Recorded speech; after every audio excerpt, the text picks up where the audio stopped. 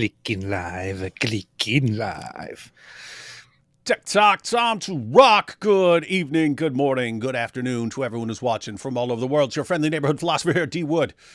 With me now, we've got the apostate prophet, still with a cold, still sick. Still DRE. Still sick as always.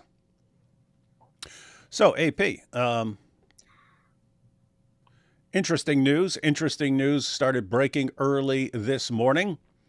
Although it's apparently been a suggestion for some time now, but you have a group of sheikhs, or sheikhs, as we would say, a group of sheikhs in the Hebron area of the West Bank who do not like the Palestinian Authority, think the Palestinian Authority is garbage and that there's no future with the Palestinian Authority, and saying that they would like to break away from the rest of the West Bank, have their own emirate, which will be part of the Abraham Accords, and they will acknowledge Israel's right to exist as a homeland for Jews.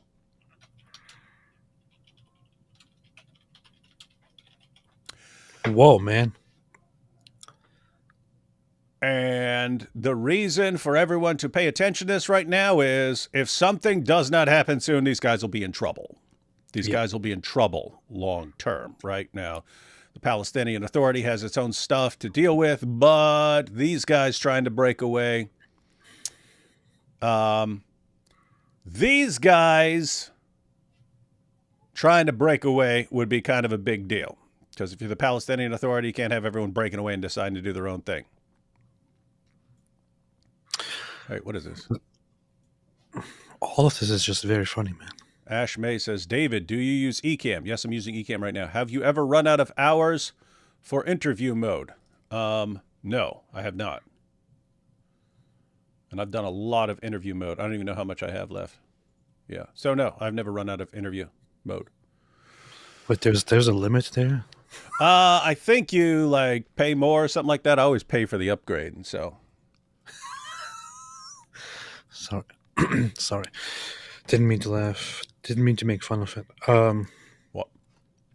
Yeah, so this comes, I guess, with some recent news, with some recent updates on the whole conflict. Not talking about Ecamm now, talking about Israel and Palestine.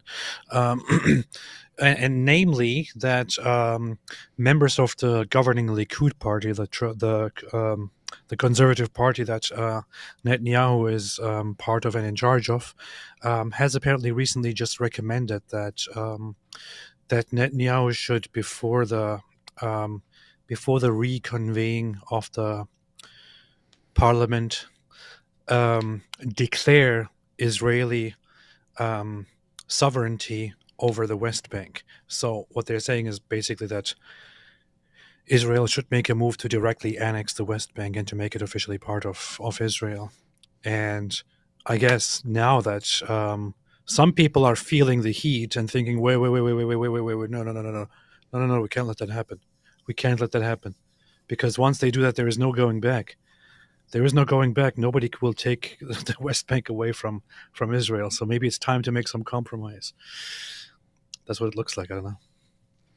We shall soon see. Let me get a map up on the screen just so people know what we're talking about here. All right, guys. So this is a map of Israel. Good to learn your geography, given everything people are always talking about, right? So you've got Egypt off there to the left. You've got Jordan there on the side. You got Syria and Lebanon up top. And then what you have in the purplish, bluish there, whatever the color that is, that's Israel. And then you have a big chunk that looks like it's been taken right out of Israel, right there. That's called the West Bank. And then over on the side, the little corner on the left side of Israel, that's the Gaza Strip. And that area was once controlled by the Philistines. Philistines brought all their old world demons to that place, And then the Philistines eventually died, but they left all their old world demons haunting that place and making everyone obsessed with killing everybody. We're going to kill the Jews, right? So that's still a pretty rough place. But the West Bank, not nearly as demon possessed, but still not good. Still not good. Got a lot of problems. But let's go ahead and zoom in here. So you see West Bank. See where Jerusalem is? You got West Bank, and then towards the getting down to the second part of the West Bank green area, you got Jerusalem right there. Jerusalem. And then below Jerusalem on the map, down below Jerusalem, you got this little place called Hebron, right? Which is actually, I think it's the biggest city in the West Bank, I think. Hebron. Huh? Powerful, powerful. Yep, I think it's the biggest city in the West Bank. But it looks like you see how the West Bank is in like two sections with the smaller section on the bottom. Looks like the Sheikhs want to take that area on the bottom, separate from the Palestinian Authority, which they say is just a bunch of terrorists who want to keep doing terrorist things, and these guys can have no future living under these guys.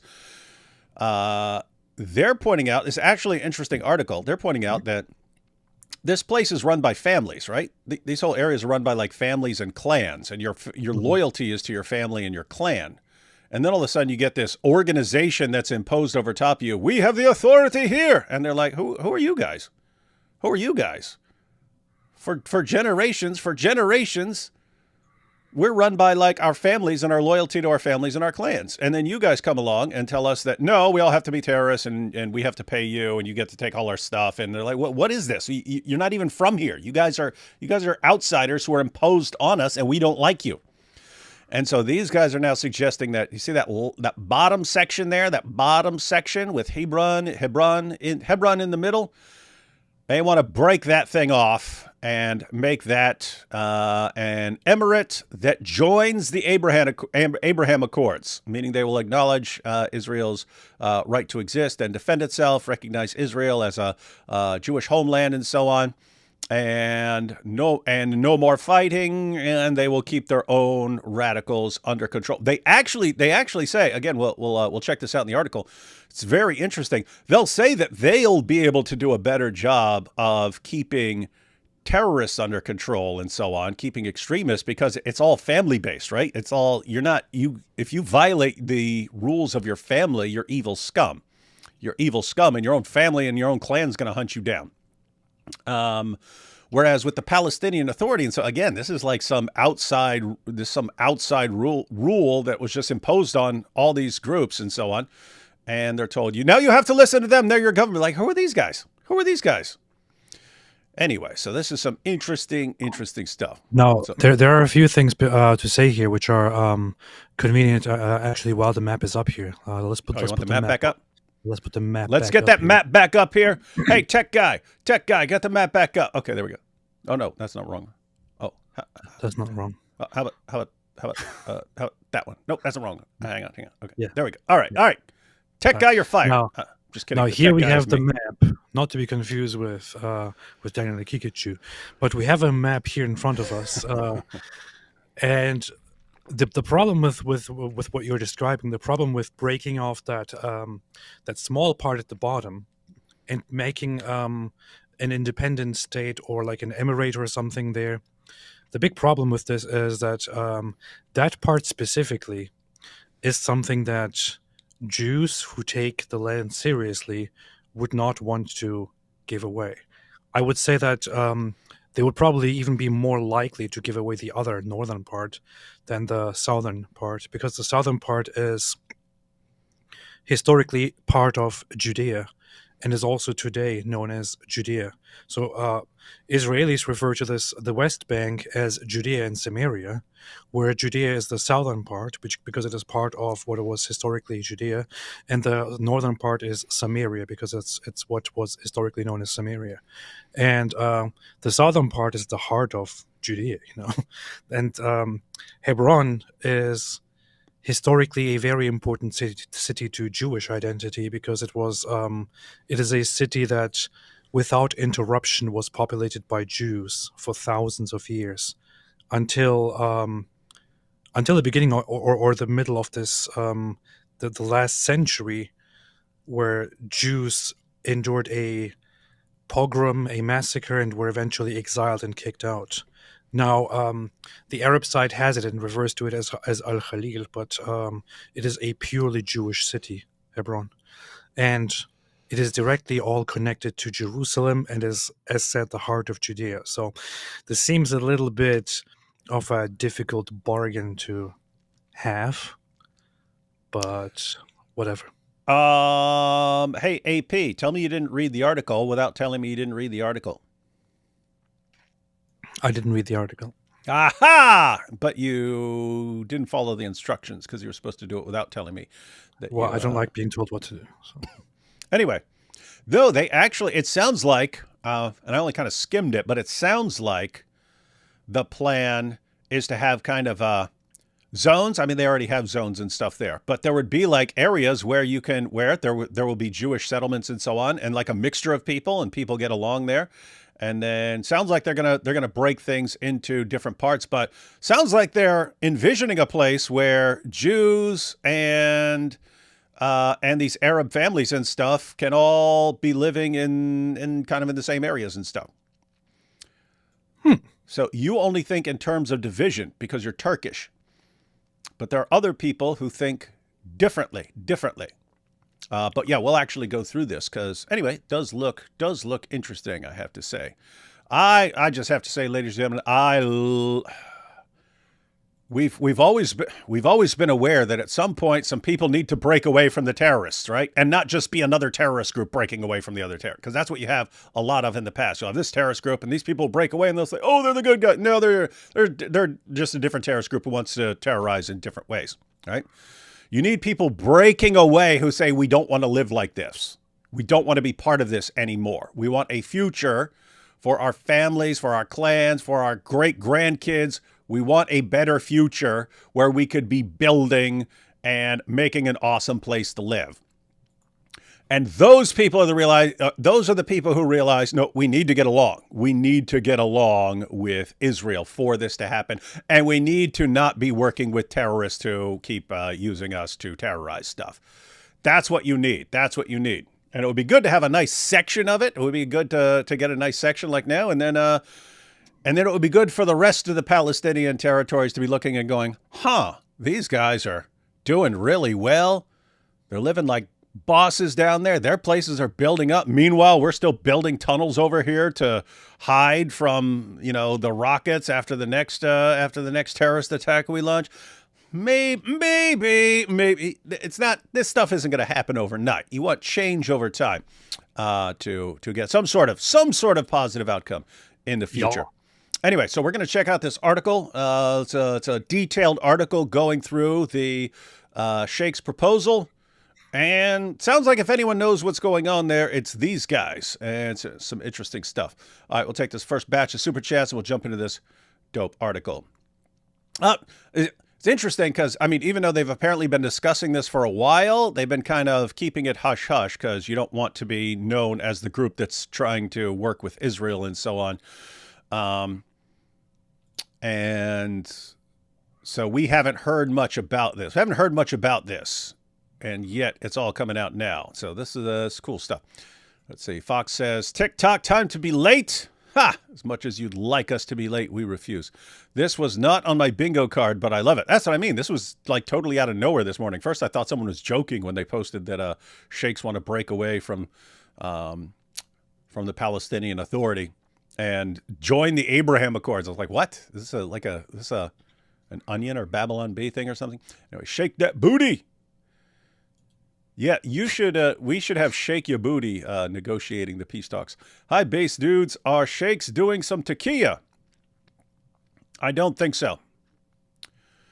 You might think, oh, this is them trying to get in good and try to deceive and so on. But it sounds like he's absolutely right? You've got your family, you've got your clan.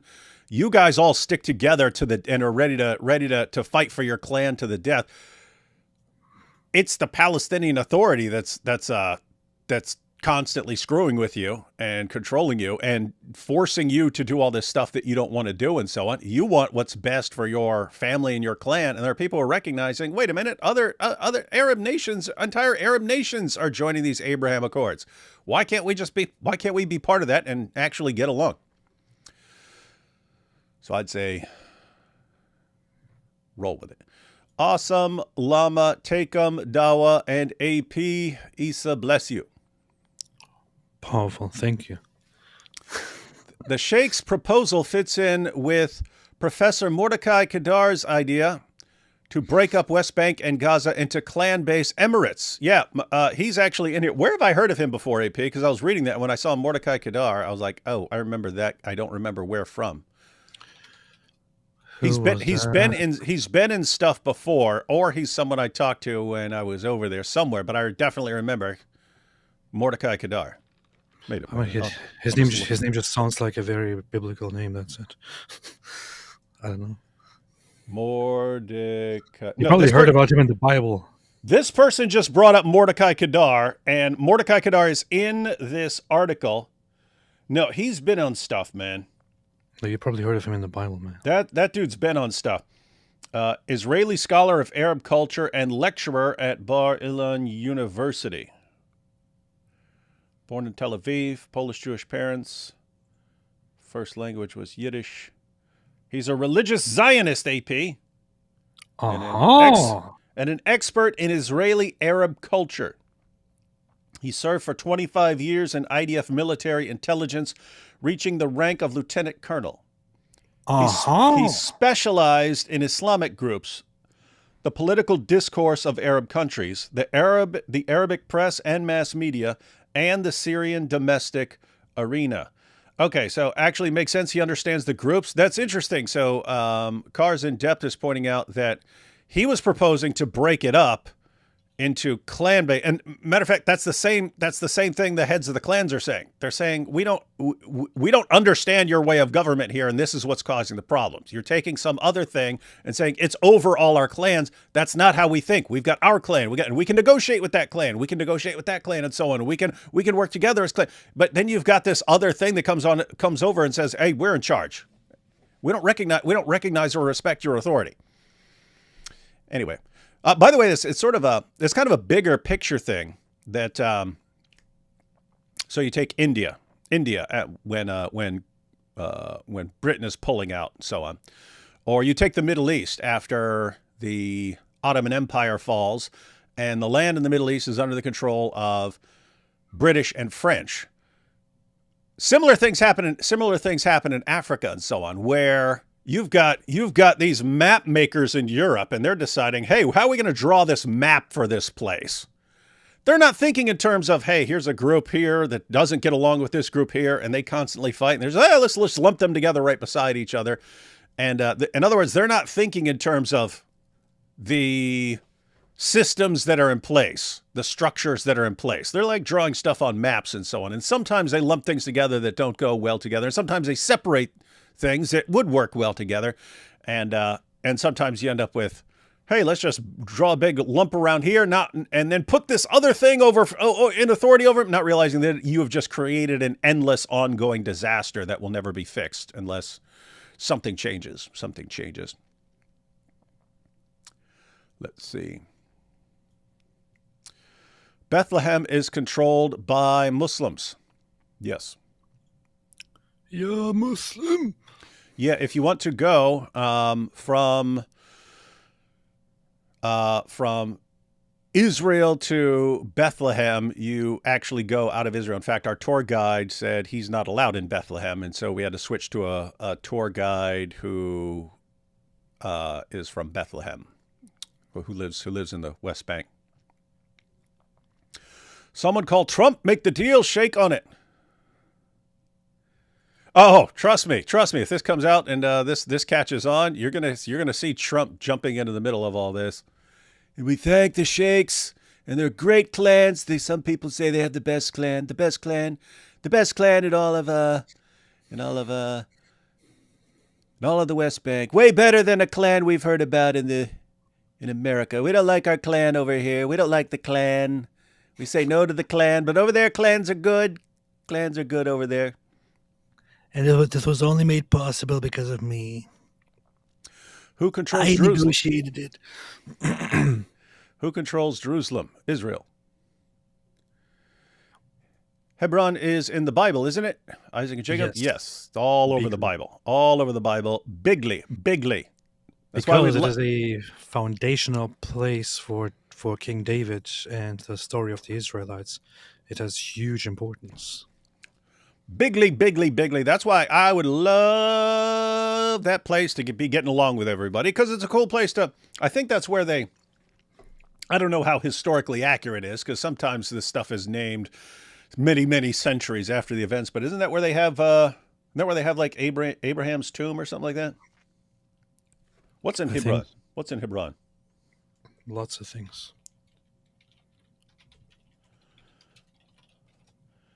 Ancient ruins. Oh, Cave of the Oh yeah, the Cave of Machpelah, Cave of the Patriarchs. Yeah. Yeah. Served as David's first capital for 7.5 years before the conquest of Jerusalem. Is where Abraham bought the cave, where Abraham dwelled, where Isaac and Jacob spent significant portions of their lives. It's very, very important, man. Very big. Yeah, so we'd like them to get along. I mean, think that would be a... I mean, keep in mind, guys, tourists can go to the West Bank and so on. It's usually... They're not as popular. It's not as popular to go to because you're always worried if you're going to be in danger there and stuff like that.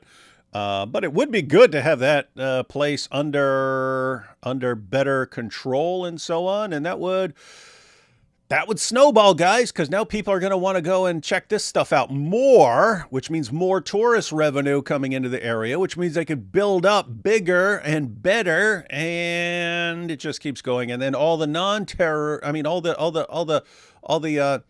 other groups that are still with the Palestinian Authority and stuff, they're going to be looking and going, can we join your cool group? Yep. Drop your terrorism, buddy. Drop your terrorism. AP, my pal Josh Hammer is debating Dave Smith at the Turning Point USA event you said you're going to. I told him you two should get in touch. I suggest DMing him. You hear this? Oh, nice. Yeah, I have just arranged my travel, so I'm going to be in Tampa for the event. The funny thing is, I was just told about this. Just told that Charlie Kirk wants to invite me there at the end of last week. So I honestly have no idea what the extent of my involvement at the event is. I'm just told this at the moment, and I said, "Hey, I'm open to anything." But yeah, I booked all my travel stuff, and now I'm not sure if I'm going to speak at the event or just do an interview. Whatever it is, I'm going to be there, and I will probably meet all the people that are there. Oh, really? Going to go meet Tucker? He's one of the speakers. Yeah, so I'm going to go to Tucker and say, "Hey, Tucker, I'm your biggest fan. I love what you do. Dude, you're such an important voice." Dude, you should roll up to him with a camera and start asking him like dumb trivia questions, and when he can't answer, start cackling at him. I shall. That'd be funny. Should Israel build settlements in West Bank? Why or why not? I don't know. It depends. I'd say if you're giving up on that's the thing. I think part of the result is people, hey, we've made all these concessions. We've taken land and given back land and stuff like that. They keep attacking us in wars. You know what? Maybe we just need to keep taking over more and more of it over the years. Stuff. I can see that. I can totally see that. I can see saying, you know what, for the sake of peace, we need to not take any. I can see that as well. I have to say, it sounds like the plan of the Sheikhs is okay with there being settlements there. That's what it sounded like. But we're going to read this. We're going to actually read it in detail. Israel should be Christian. Chances of that ever. Everything's going to be Christian. Everything's going to be Christian one day, inshallah. Weird to think Hebron could be the starting point for peace. It would likely necessitate use of force to dominate one side or other to cooperate. Well, that's the point. It's the local clans that are saying they're on board. It's the local sheikhs who are leaders of the local clans that are in charge. It's the Palestinian Authority, which is officially the government over them that would say no. But the guys in Hebron are saying, we run this area. They would get eaten alive if they came at us here. In other words, that's their home turf. But yeah, we'll be checking this out here. Shake it off. Haters gonna hate. Diddy Wood, you look like a flamingo. The heck? Like a flamingo. Did you know Tucker Carlson has Iran investor? Does he? I think he does something like that. I'm going to ask him when I meet him. Yeah. I'm your biggest fan. Can I ask you a question? Are you funded by these governments?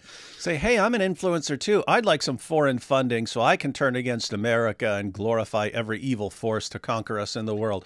Can you put me in touch with whoever's funding you? And then see what he says. I even have a Jewish audience. Lots of people follow me from Israel. Perfect opportunity. I could switch sides and influence them somehow. Can you give me your contacts, please? Mm-hmm. Well, sure. I'll just put you right in touch with Putin himself.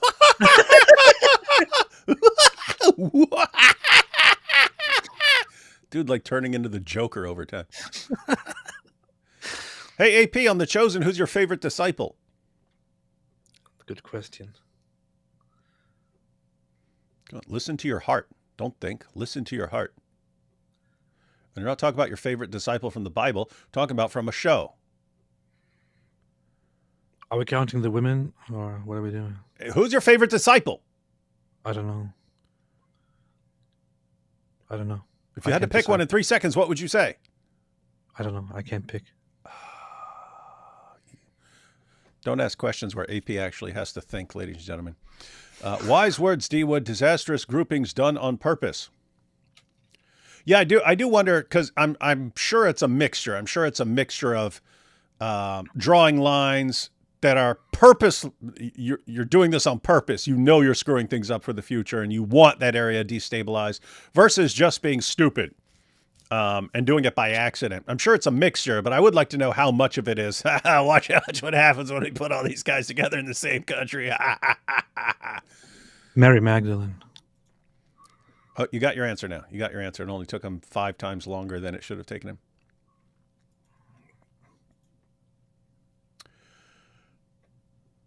I saw AP versus Trent debate. Trent seemed to separate belief and knowing. Anyone who believes higher power is a believer in God. He just claims they don't know him. The funny thing about this is, I don't know if you've seen this. Did I tell you about this? But it just recently came to my attention. I'm not sure if it happened, that he actually is teaming up with that little guy, Danny. That little Danny guy. Danny Phil Corner something. Wait, that little atheist dude who's like, you're nothing to Jordan Peterson. Yes, he says he's teaming up. And with then him then like our next live streams, he's trying to get on our show, and I'm just like, no, not interested. Yes. Apparently, Trent Doherty is now teaming up with Danny Philtalk to debate against others, to convince them that Muslims actually worship the same God as Christians do. Teaming up with some atheists there. Hey, boy, Cameron, you're doing a bang up job. Now it's the Catholic Atheist Muslim Alliance against everyone else. Doing a good job. I was telling AP right before we started. I saw last night someone posted that if they were an outsider looking at the discussion on these Catholic pages for the past week, they would seriously think that Islam is a branch of Christianity. The way these guys are talking. Oh man! Wow. Yeah. As far as Paul, as far as belief and knowing, there would be various distinctions between those. So epistemology, one of the issues for epistemology, what's the difference between believing something and knowing something? You can say you believe anything. You could say you believe, you believe the earth is a cube or something like that. You could say you believe that. What would be the difference between believing that and actually knowing that to be true? There's normally some requirements for calling something knowledge. But knowing in this context a little different. Knowing in this context more like, do you actually know God? What's the difference between believing in God and knowing God? Something like that. Azalea is sharing AP's video as response to people.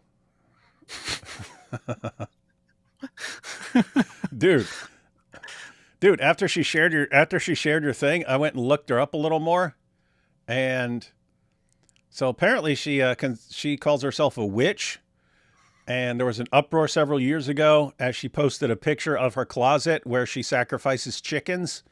And it was like this horrible chicken bloodbath with like blood and feathers everywhere.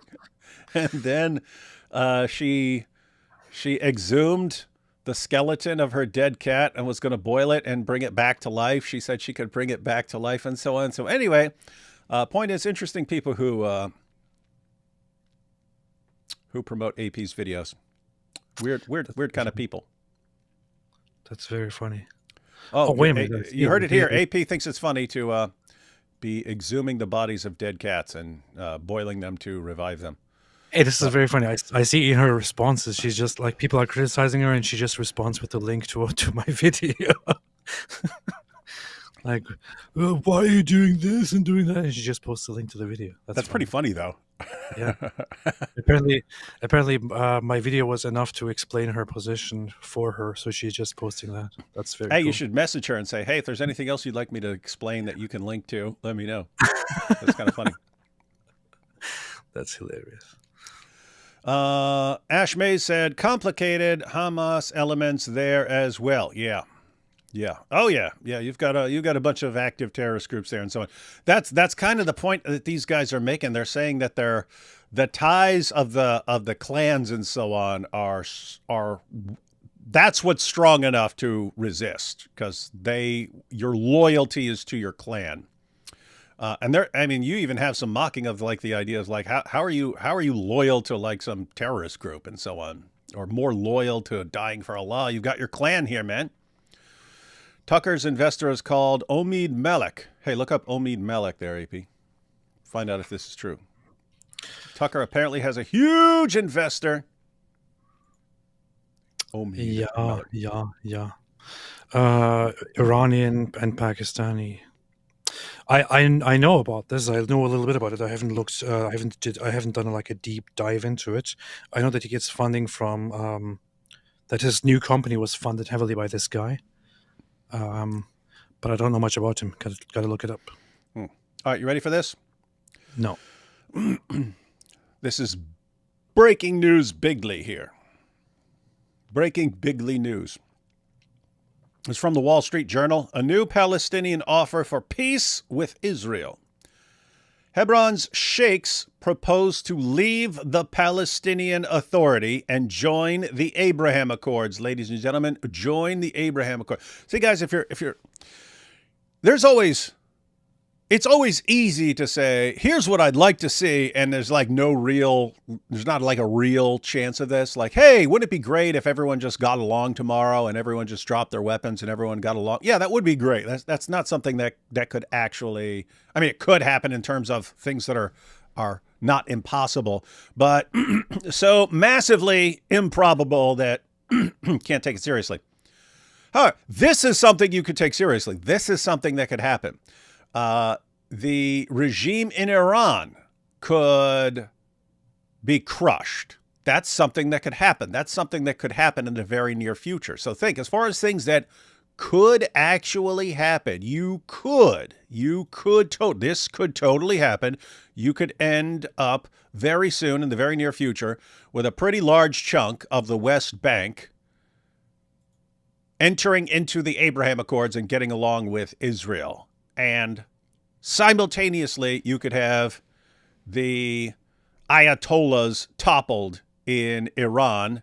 And then what did Reza Pahlavi suggest? He suggested putting together the Cyrus Accords between Iran and Israel.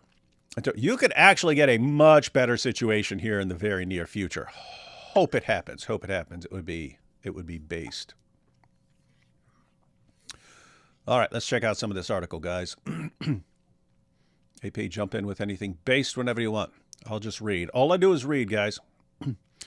The idea of a two-state solution for Israel and the Palestinians has never seemed more futile than in the months since October 7th, 2023. Doesn't look like it's happening. Doesn't look like it could work now. But maybe that opens the door to a new way of achieving peace. We want cooperation with Israel, says Sheikh. No, I shouldn't do this with a voice. This guy seems pretty cool. We want cooperation with Israel, says Sheikh Wadi al-Jabari, also known as Abu Sanad, from his ceremonial tent in Hebron, the West Bank's largest city. West Bank's largest city, located south of Jerusalem. We want coexistence. The leader of Hebron's most influential clan has said such things before, as did his father. That's interesting. So this has been going on for a while, and apparently this clan has been saying for a while that they don't want to be part of this whole Palestinian Authority thing. That's actually good news. Doesn't sound as much like a plot or a scheme if it's been, going on for decades and so on, to them saying, hey, actually, we don't want to be part of this stuff with these other guys here, guys. We'd like to be our own thing. But this time is different. Sheikh Jabari and 4 other leading Hebron sheikhs have signed a letter pledging peace and full recognition of Israel as a Jewish state. I will repeat that. Sheikh Jabari and 4 other leading Hebron sheikhs have signed a letter pledging peace and full recognition of Israel as a Jewish state. Their plan, awesome. That's very awesome. And guys, you gotta like the reasoning here, especially if you have this clan-based system. Hey, I'm the leader of my clan. I'm supposed to do what's in the best interest of my clan and make a future for my clan and make sure things are better for my clan than they've been in the past. And that involves making peace. That involves making peace with these guys right up the street here.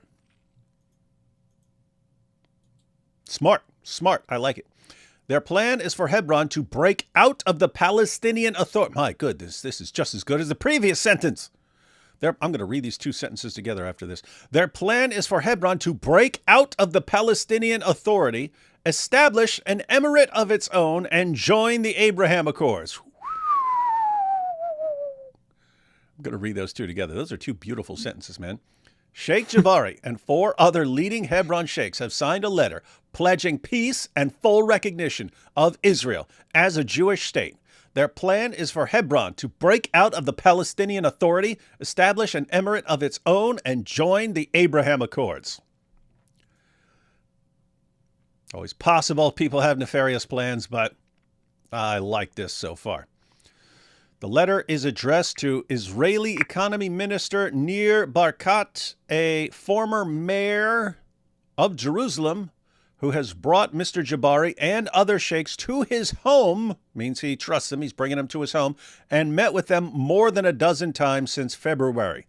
They ask him to present it to Prime Minister Netanyahu and await his reply. So this is not just coming out of nowhere. They've been working on this for a while. It said that the sheikh's father, before him, was suggesting things along these lines, saying, we don't want to work with these guys. We'd rather do something else.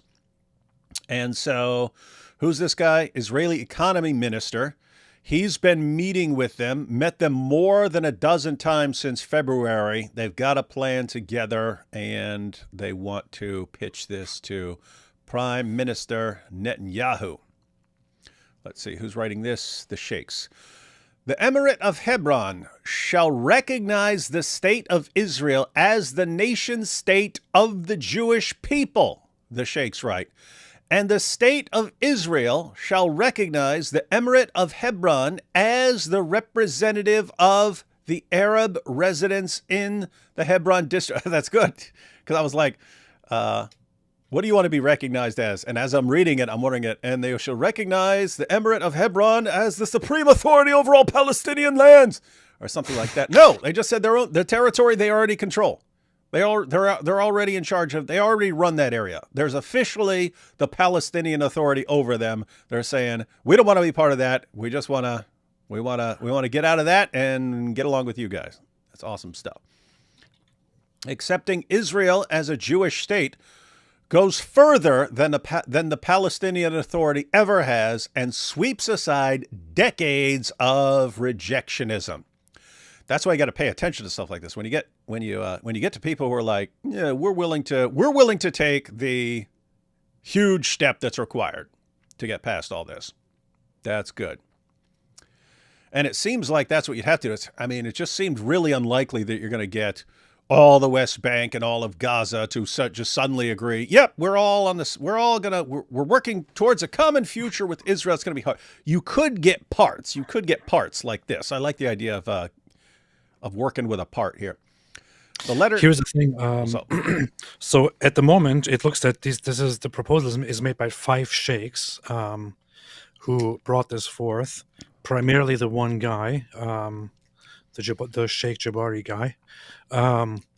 We meanwhile have an update from the local population, from the people in Hebron, that and also from his extended relatives and extended family, that they said they denounce this plan and want nothing to do with it. But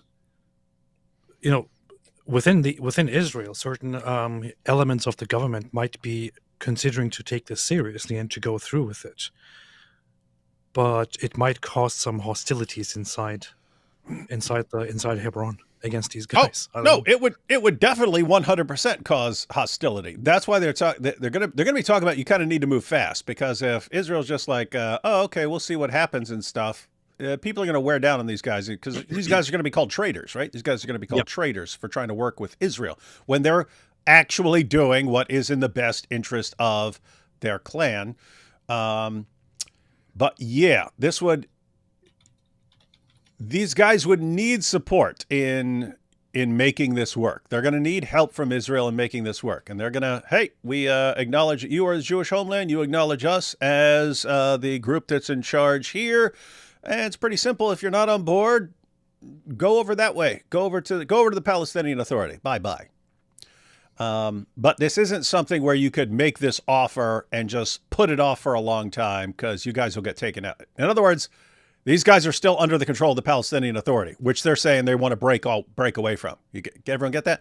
Right now, this moment, they are under the authority of the Palestinian Authority, which they're saying they want to break away from. So if they're going to do that successfully, seems like it would need to be pretty darn quick here.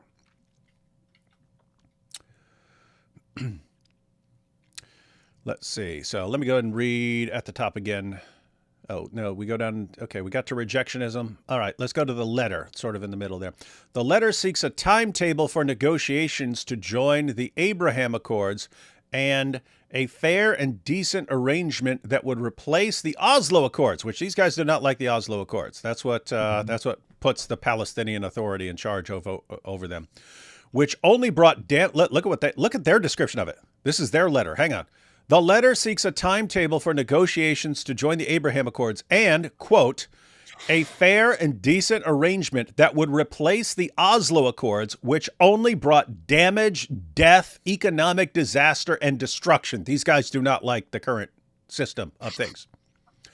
The Oslo Accords, agreed to by Israel and the Palestinian Liberation Organization in the 1990s, quote, have brought upon us the corrupt Palestinian Authority, instead of recognizing the traditional, authentic local leadership. That would be the clans, the great families that still shape Palestinian society. You understanding all this, AP? Mm-hmm. The Sheikhs proposed that Israel would admit. This is actually interesting. So they are proposing to get workers back. Work in Israel and so on. The Sheikhs proposed that Israel would admit 1,000 workers from Hebron for a trial period, then 5,000 more. Sheikh Jabari and another major sheikh say Mr. Barkat has told them this number will grow to 50,000 workers. So this is on the Israeli side suggesting this.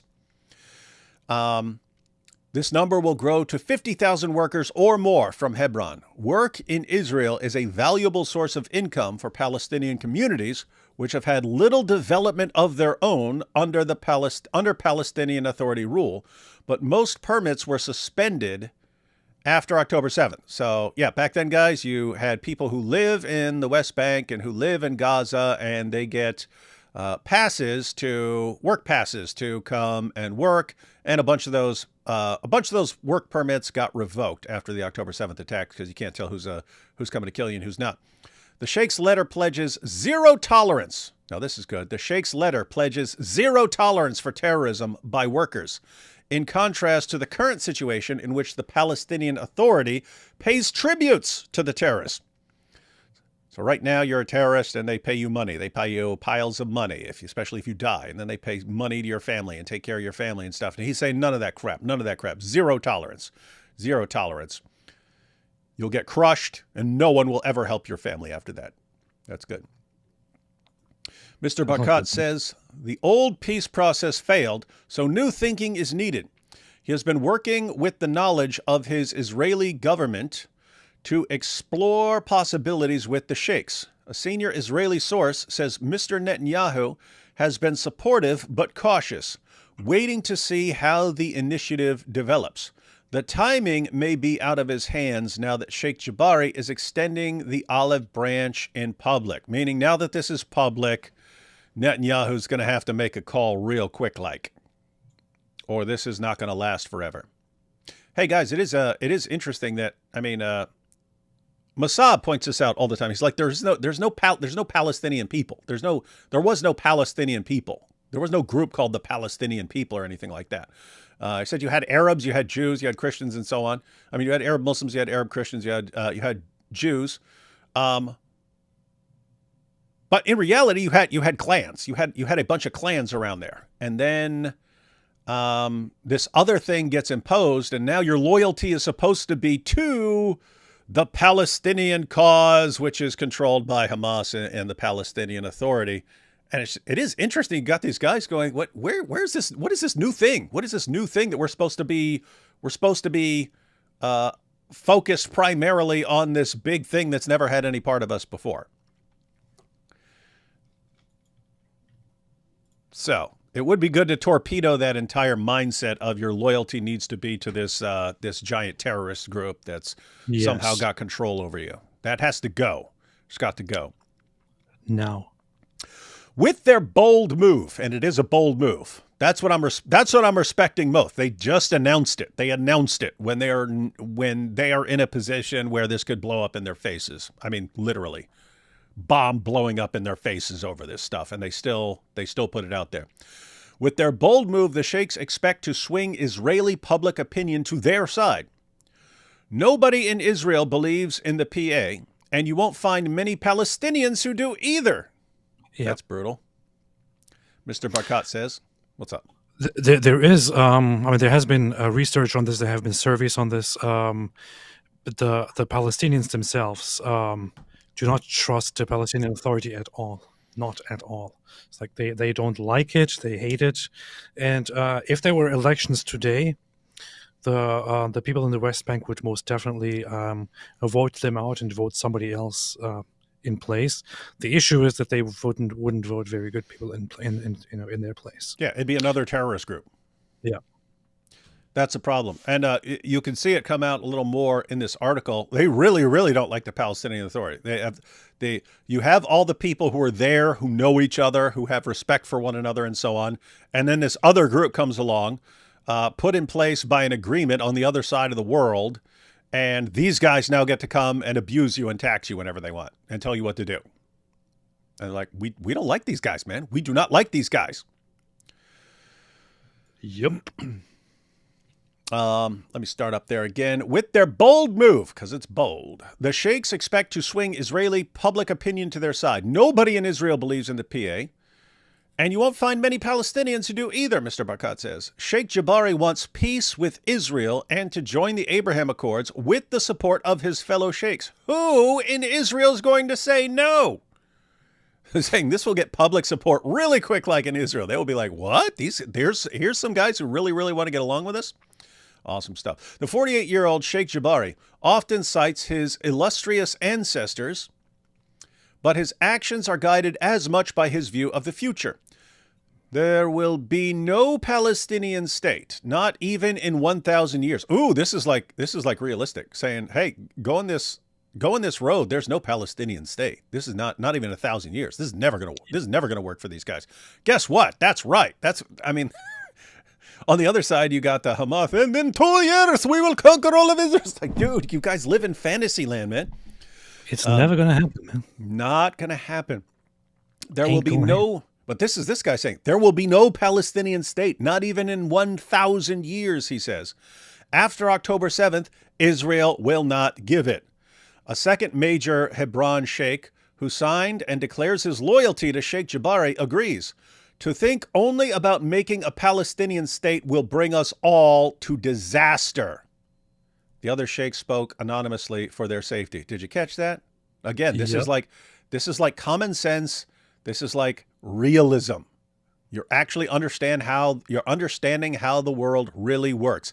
If all we're focused on is getting our Palestinian state and conquering Israel, all we get is disaster. Plan something else. We need a different goal and a different plan, one that will actually work.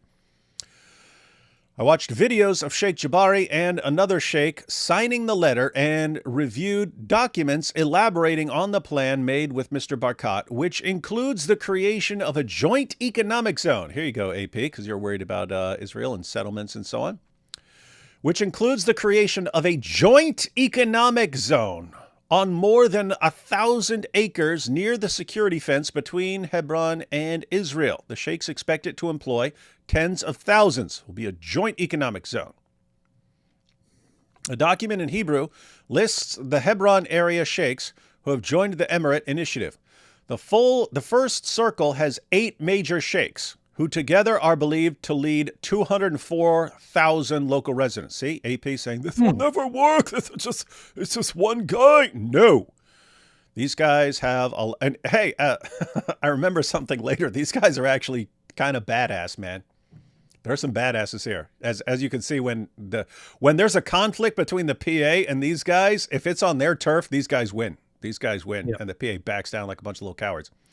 Anyway, the first circle has 8 major sheikhs who together are believed to lead 204,000 local residents. The second circle lists 13 more sheikhs who lead another 350,000. That makes up a majority of the more than 700,000 people in the area. In other words, these guys have a majority of people under their authority already. And so they can make this work. Both circles have sworn allegiance to Sheikh Jabari. So both these circles have declared allegiance to this guy. In this matter, an Israeli associate of the sheikh witnessed. Those clan members also include many of the Palestinian Authority's local foot soldiers. The sheikhs expect them to side with family. Ooh, that's interesting. I love that. Everyone gets that? You've got people who are the local enforcers, the local foot soldiers of the Palestinian Authority. That's their job. They work for the Palestinian Authority, their government. But their real loyalty is to their families. They're just doing that as a job. If they have to decide loyalty to my family, in other words, if my family goes to war with the Palestinian Authority, or if there's a conflict between the Palestinian Authority and my family, I'm going with family 100% of the time. That's what they're saying about these guys. So they've got the Palestinian Authority. They've got people down here. Those people are going to side with their families if this gets set off. That is good news. Good news. This is a likey so far, man. You see, you see how they keep mentioning sheikhs, but there's one sheikh that they never mention. If you say your booty. Shake your booty. You should make a video where you offer to negotiate this whole entire agreement as the one person who's acceptable, as the one person who's loved by Jews and by Arabs alike. Yes, I will do that. You could. That would be funny. It would actually be good for getting more people to be aware of this cool situation that's going on. So this guy's pretty cool. That's Barkat here. I plan to cut off the PA. Nice. I plan to cut off the Palestinian Authority, Sheikh Jabari says. Guys, this is why I said this is time sensitive. He just said he's cutting off the current government. So this would be like a state in the United States saying, you know what, we're cutting off ties with the federal government. You better do something quick, or that's not going to work too well. I plan to cut off the Palestinian Authority, Sheikh Jabari says. It doesn't represent the Palestinians. That's right. It doesn't. It is allegiance to a terrorist ideology that wants nothing except the destruction of Israel. It is not. It does not seek the interest of your people. And dude, this is actually really important. You look like once a group like Hamas has spread its ideology and this overarching goal, then what do you get? You get all these people, yes, we'll give away all our kids to this terrorist regime. Yes, it's a good thing to sacrifice all our kids. Meanwhile, if you still have like loyalty to your clan, you're looking at this going, you're not what? These are part of our clan. You're not getting all these people killed. The heck is wrong with you? My job as clan leader is to protect the people in my clan. Your stupid ideology calls for them to be your cannon fodder. No, I don't like you. That's good. That's good. That is a much better mindset. You're saying? That's the thing. When we're talking about the Palestinian Authority, which is in the West Bank, in Judea and Samaria, lots of people think that that contrary to Hamas, these are actually good guys. They're actually reasonable. They're actually secular, and this and this and that. They're not.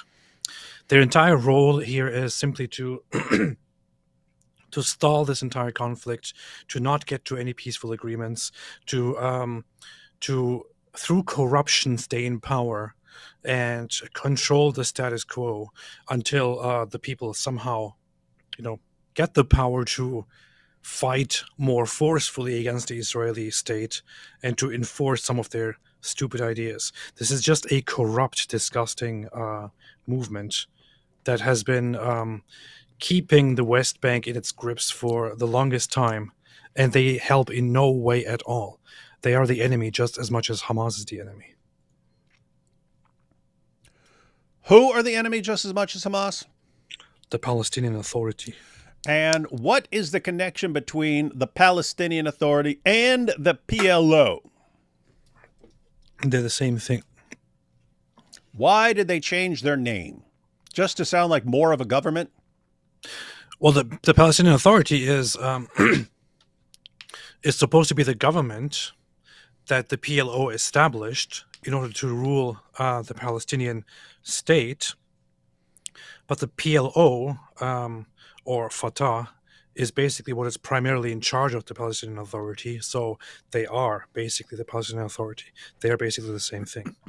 And I think this is going to, I think this comes up in this article, but think about that. The PLO, those were outsiders, guys. Those were outsiders. You have all these guys and all their clans, and then outsiders. Where's Arafat from? Egypt or something? And you get all these outsiders coming in and saying, "Hey, we're gonna be the government here. We're gonna be the government of these people." And these people already have like their clans and stuff in place. And all of a sudden, this is being enforced over them. And it's, "Hey, just so you know, we're all part of one group. We know we're not from here. You don't know us. You don't respect us. You don't like us. But we're the authority now, and we're gonna use you all as pawns in our game." Yep. That's and what these guys, some of these guys do not like this. Some of these guys do not like this. We'll read some of this, but we have some naysayers here and some naysayers from the area, So it'd be good to get some input from everyone over there. We've got some Israelis commenting saying, "We will never make agreements with these people. We will only crush them." Let's see. Hey, check this out. Cleave to Antiquity says, "I'll be debating Trent and Danny. Should be funny." Oh yeah, it's you and JP Uncut, right?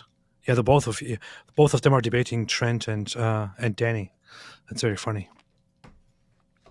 Wait, what's the top? Is the topic whether Christians and Muslims worship the same God or something else?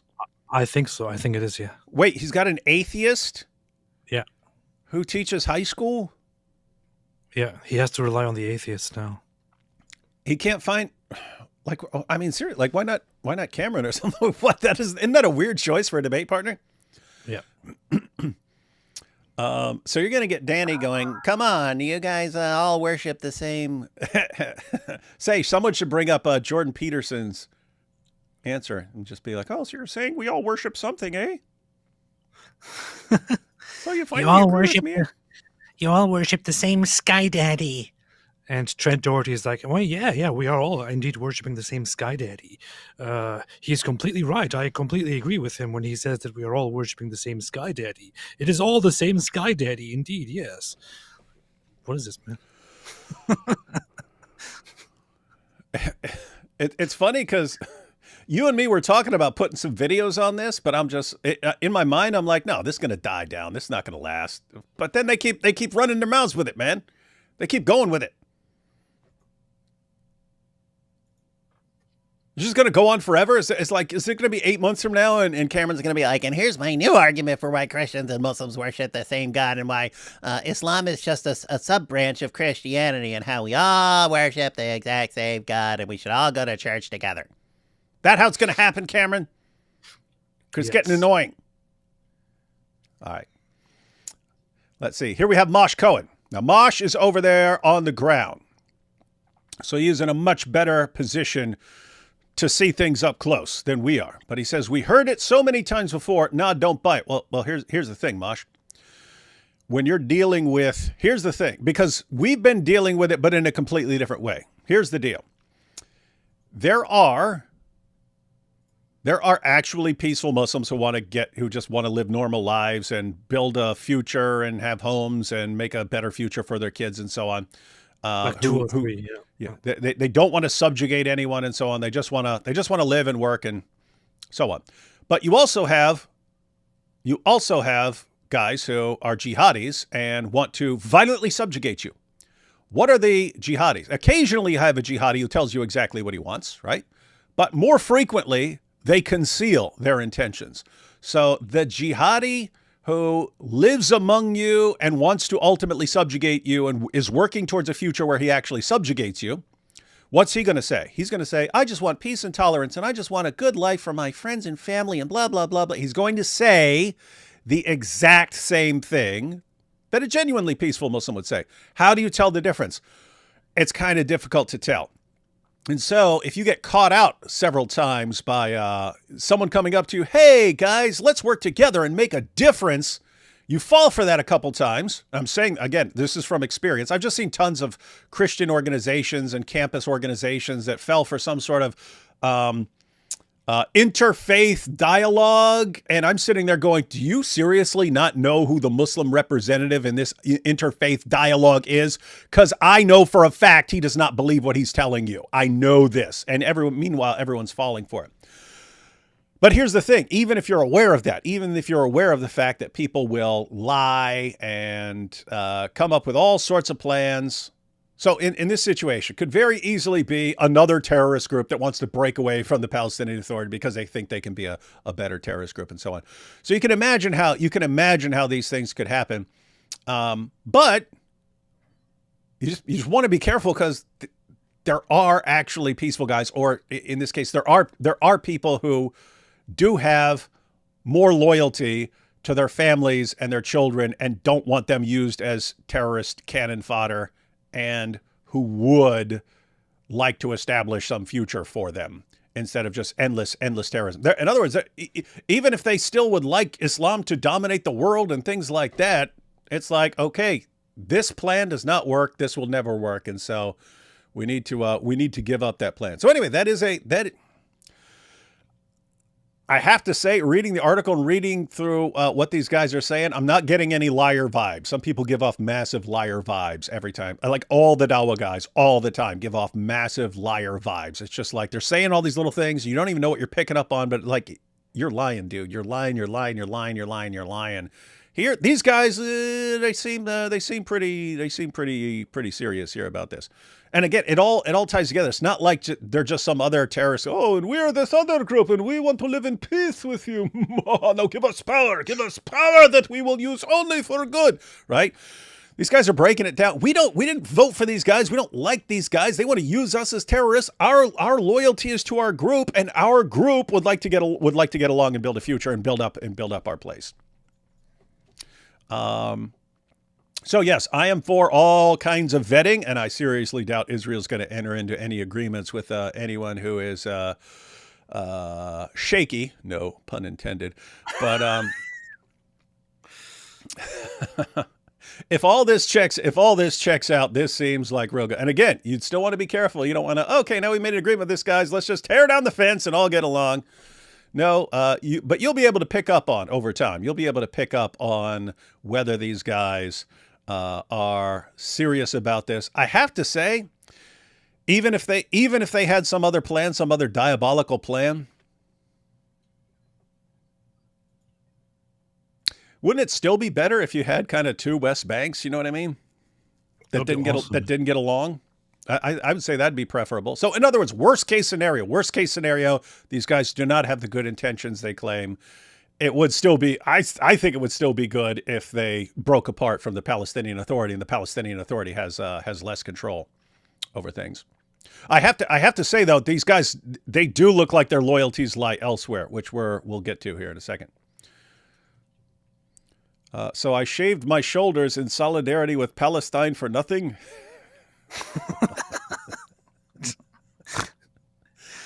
Prayers for my state of Texas. Oh yeah, rough stuff happening in Texas, man.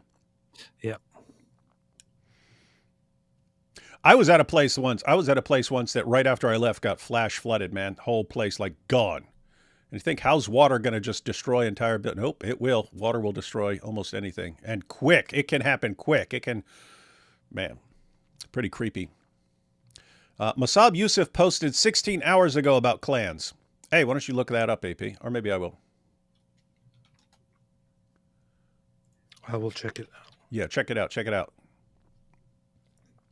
Because he might be saying, no, do not trust these clans. I know these clans. You do not know these clans. I met these clans. They're horrible clans. Do not trust these clans. Might be saying something like that. You got something from Masab on clans, man? La, la, la, la, la, la. Arab Sheikhs from Hebron, the largest city in the West Bank, 750,000 population, want an Arab emirate, independence from the Palestinian Authority, peace with Israel, and to join the Abraham Accords. Change is already happening. Hamas's dead end is helping Arabs free themselves from the illusion of Palestine. I hope more clans will join this initiative to replace the self-appointed Palestinian leadership and bring peace to Arabs and Jews. Oh, he likes it. Sounds like he likes the idea. Hey, Mosh, you guys are about equally trustworthy in my book as far as people who are over there, have more experience over there, and know significantly more than we do. So you on the Israeli side and Masab on, well, I guess Masab on both the, he's been on both sides of the issue. I have to say, it sounds right. Whenever I hear from some other group, and yes, we want to separate from this, I think, come on, you're just another terrorist group.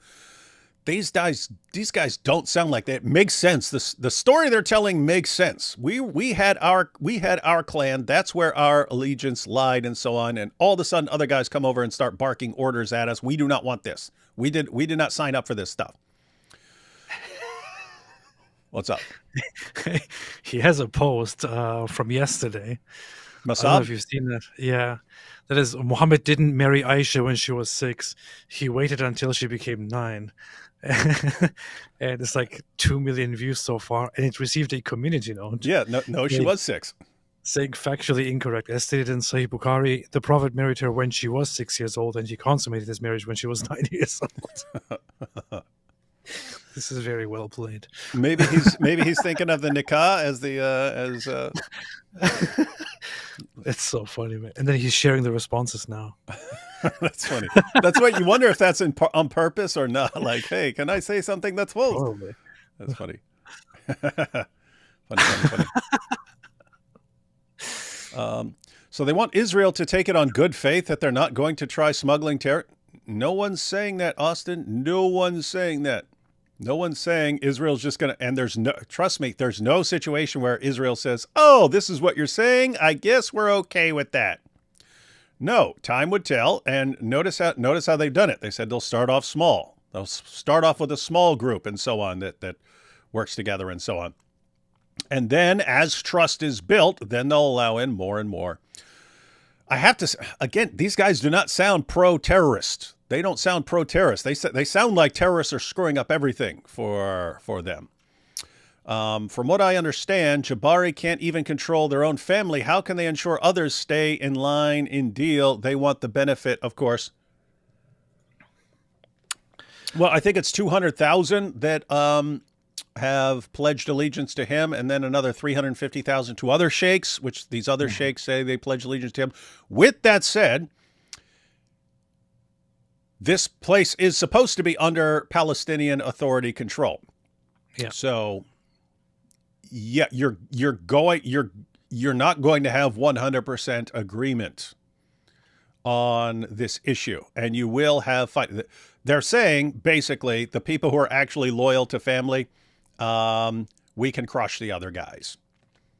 That's the position. They're saying they can get it done, and I would give them an opportunity to get that done. Keep in mind, not saying up and tear down the wall between Israel. No, no one is saying that. It's the like step one is okay. We recognize you as breaking away from the Palestinian Authority, and we recognize you as a separate emirate, and you are not under the Palestinian Authority control anymore. And you, in return, recognize Israel's right to exist and defend itself and to be a homeland for Jews. And so there's this mutual recognition. Again, that's step one. I don't see how that's any danger to Israel as far as that's concerned. I don't see that doesn't make you any worse off. I would say that automatically makes you better off. I would say you're already better off just by the Palestinian Authority losing some control over a massive part. What seems like about a third of their territory, and having that under the control of another group. So I would say, even if it never goes any further than that, and you never go through with any of this other stuff, I would give them a thumbs up to that. Say, yeah, get started. And then we're going to watch you, and we're going to see if you can actually pull this off. We're going to see if you can actually keep people under control. And based on that, we'll decide for the future.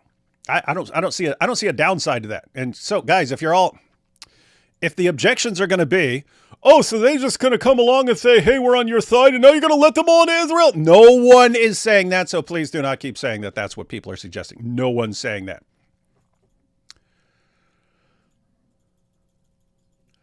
Love your content even more than Momo loved miners and Diha Al-Kalbi, and you know how much that is. Keep crushing false prophets. And so we shall. AP, I went to my first divine liturgy today. It was beautiful. Wow. The priest kindly suggested a fully English Orthodox church next week instead of Ukrainian. Ha ha. Oh, hi, David. Nice. Very, very cool. That's very nice. It is beautiful. It is very lovely, and I'm glad that you had the experience. Go back. Go back. How could there be a Ukrainian Eastern Orthodox church? I thought Zelensky destroyed them all or something. No, Zelensky only destroyed the Russians. There's a lot of bad stuff going on between Ukraine and Russia in terms of religion. Zelensky basically sees the Russian-aligned Orthodox Church as a puppet of Russia, and Russia sees the. I'm not going to say anything. Let me put it this way. Realistically, there are probably a significant number of Eastern Orthodox in Ukraine who would have some sort of loyalty towards Russia. And then would the same be true in Russia? Would there be Eastern Orthodox churches in Russia that are nevertheless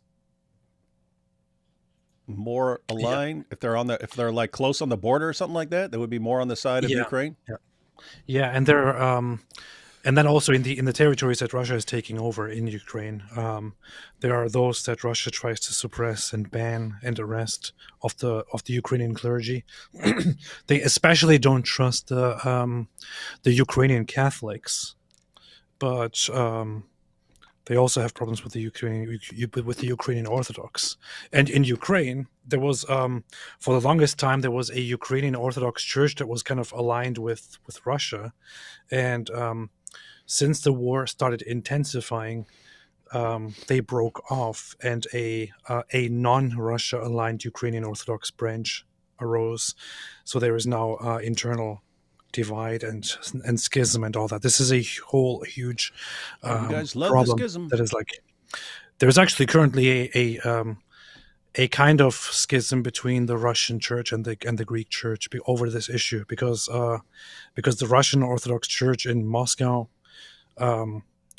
when Constantinople interfered and tried to basically protect Ukrainian Orthodox and give them sovereignty, Russia said, "Hey, you have no right to do this. How dare you?" So they started a schism. There's a lot of big stuff going on there. See, many years ago, you guys decided, hey, you know, to be a good idea, schism. And now it's just schism after schism after schism after schism after schism. Well, that was Rome's decision. That's a different issue.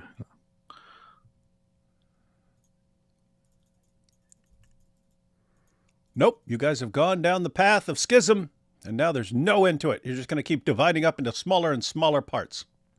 No, Rome did. So the Orthodox didn't. Nope, you guys are like, okay, we've decided they were right. This is the path forward.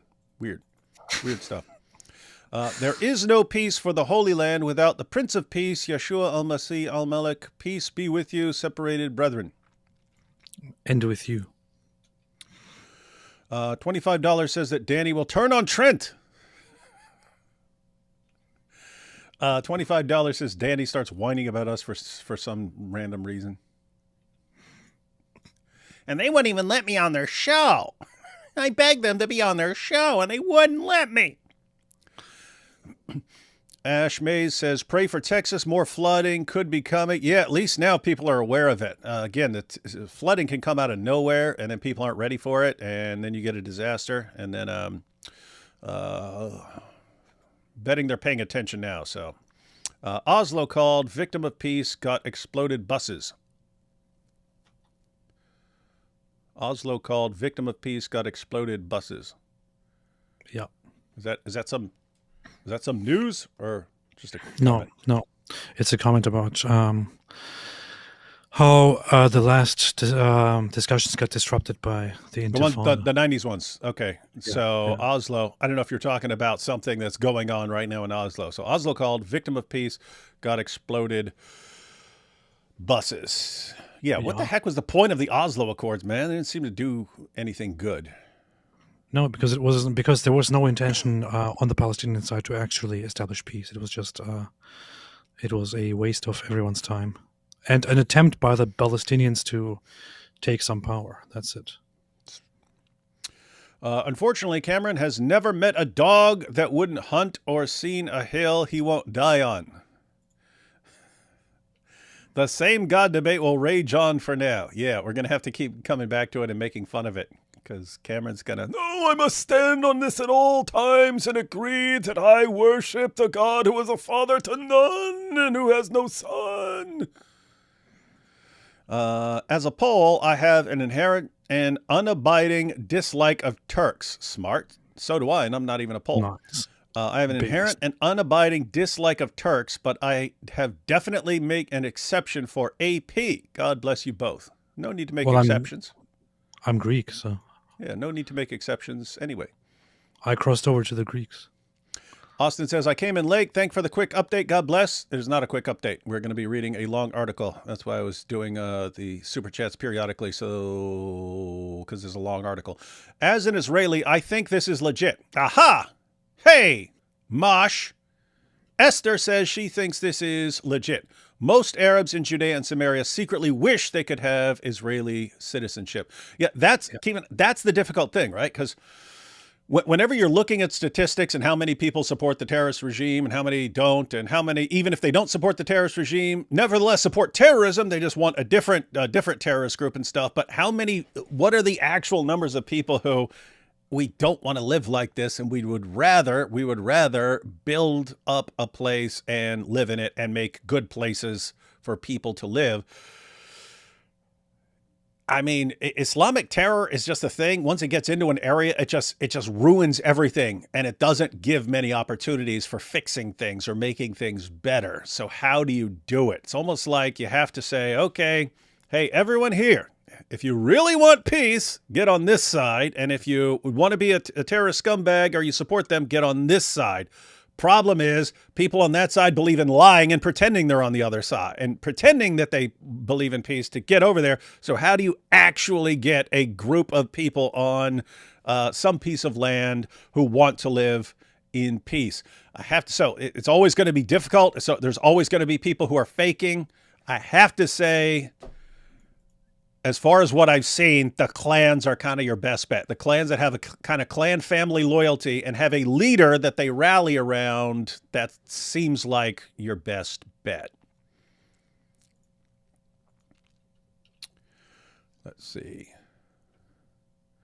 Have them denounce the ideology of Palestinianism explicitly and declare Allah is a Zionist by Quran. Yes, before we move forward, you'll have to acknowledge that Allah is a Zionist. Naive to think this isn't just a Hudaybiyah treaty.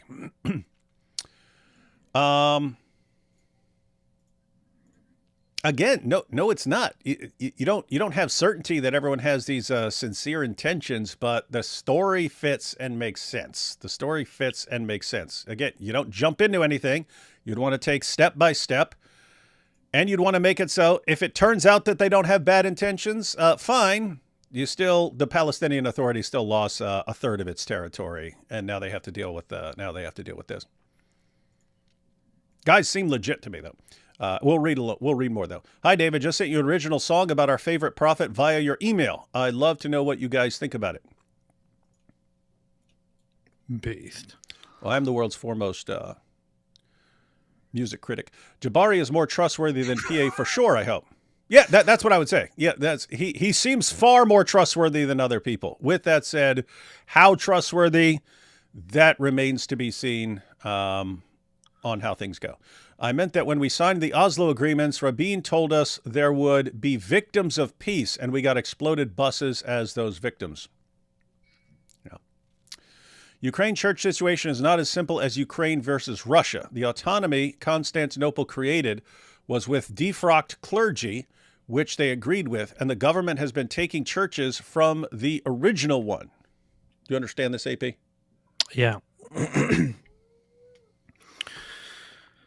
It's too complicated, but there was for the longest time there was a Ukrainian Orthodox Church that was aligned with the Moscow Patriarchate that had control of many churches inside Ukraine, but the Ukrainian government basically aligned themselves with the alternative Orthodox Church of Ukraine that is supported by the Patriarchate of Constantinople, which Constantinople supported because they said Moscow is clearly taking advantage of their power and oppressing these people. So we will step in and just and take their power away and give these people their own autonomy and all that. And the new Ukrainian authority is now is interfering with the prior Russia-aligned Ukrainian church and taking their chapels and their churches and turning them into something else, or taking over their churches and adding them to its greater church community and so on. But the thing is, this is a whole lengthy, huge, long discussion that I'm sure you would like to have sometime if you want to ever talk about this topic alone, because it comes with a lot of nuance and with a lot of complications and with a lot of people who will be angry no matter what you say. You're muted. You're a mutant. You're a mutant.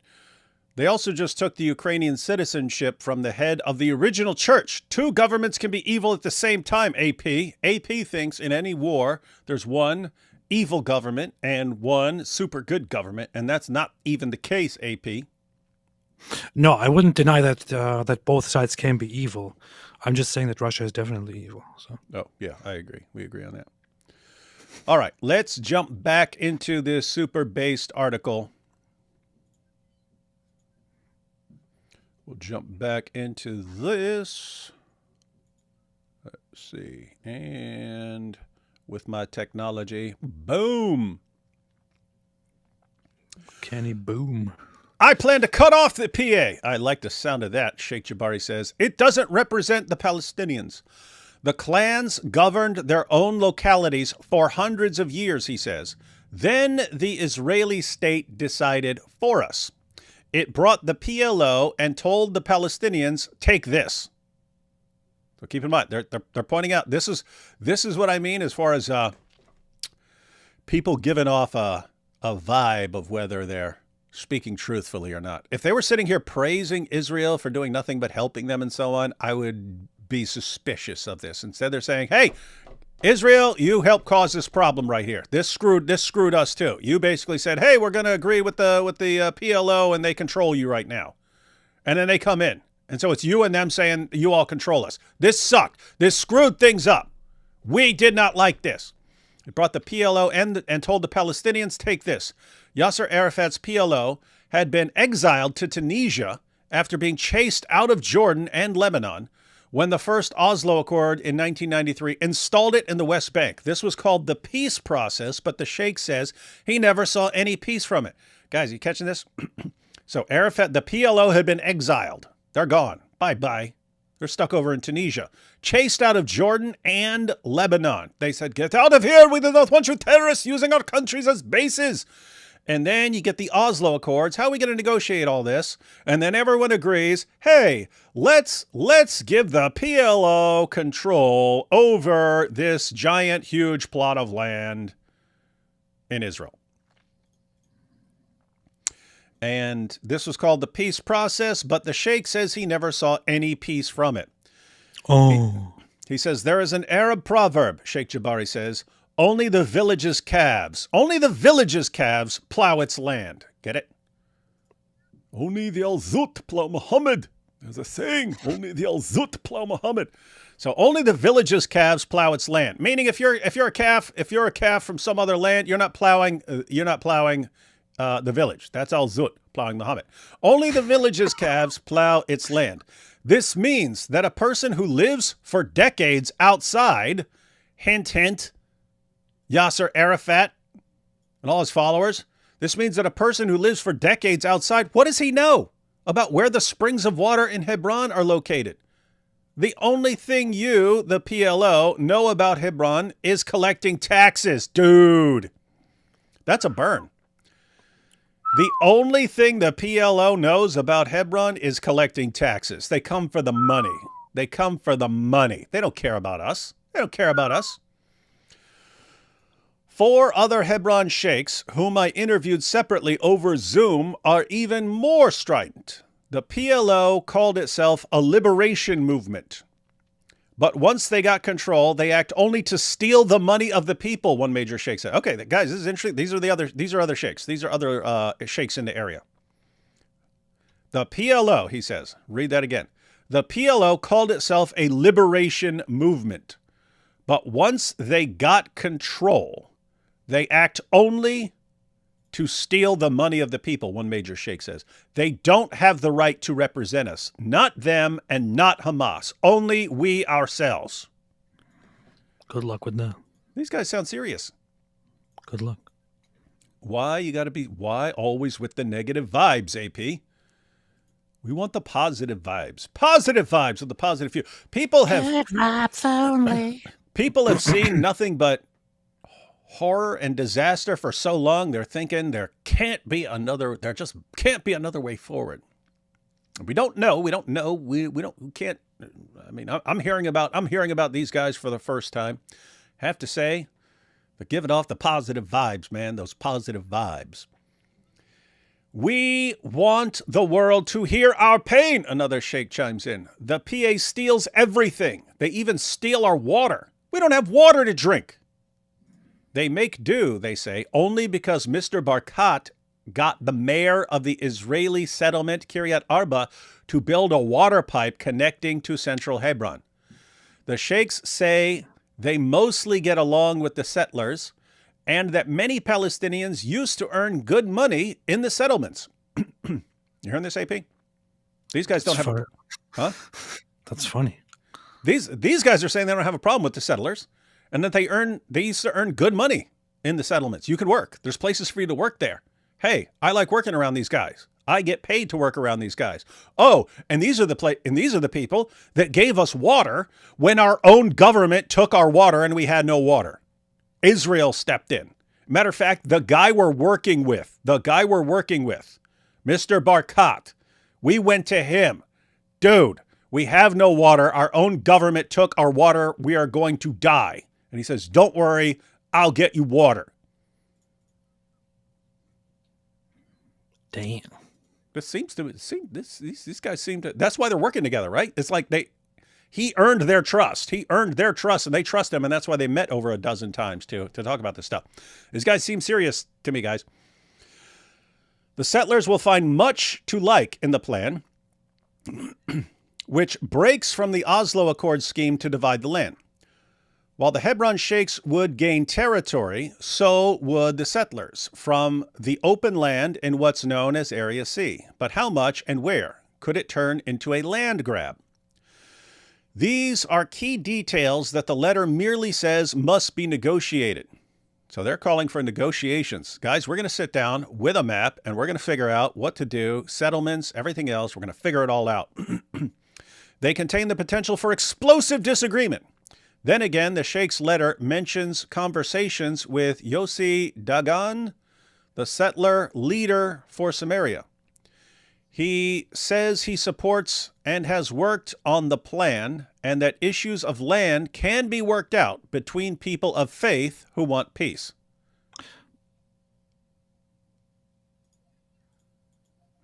I know a guy who is very much a representative of the settler community in or settlement community in Hebron. We could have a discussion with him about this. We see could. What he said.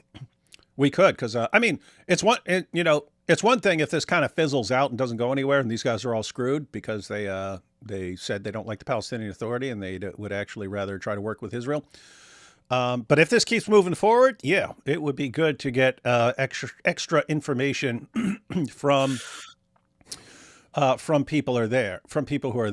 And I like this this general attitude of, we're gonna have to sit down, we're gonna have to negotiate who's getting what and so on. And seems like, hey, how do you think this name is pronounced? Which one? Mr. It could be Dagan, it could be Dagan, it could be Dagan. Just say Dagan. I've been saying Dagan. Dagan is probably fine.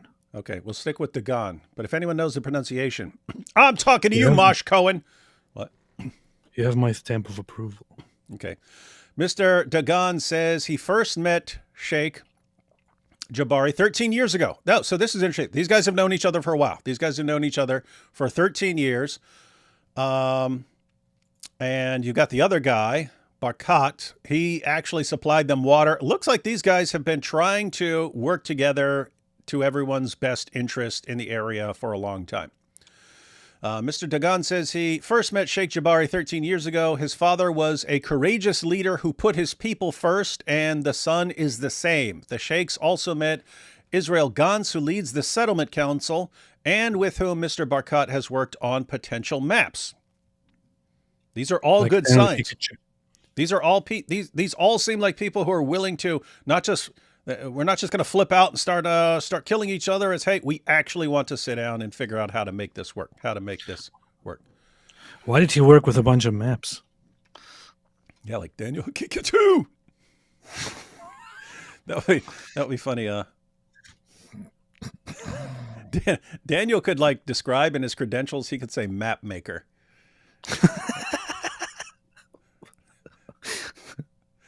That's messed up.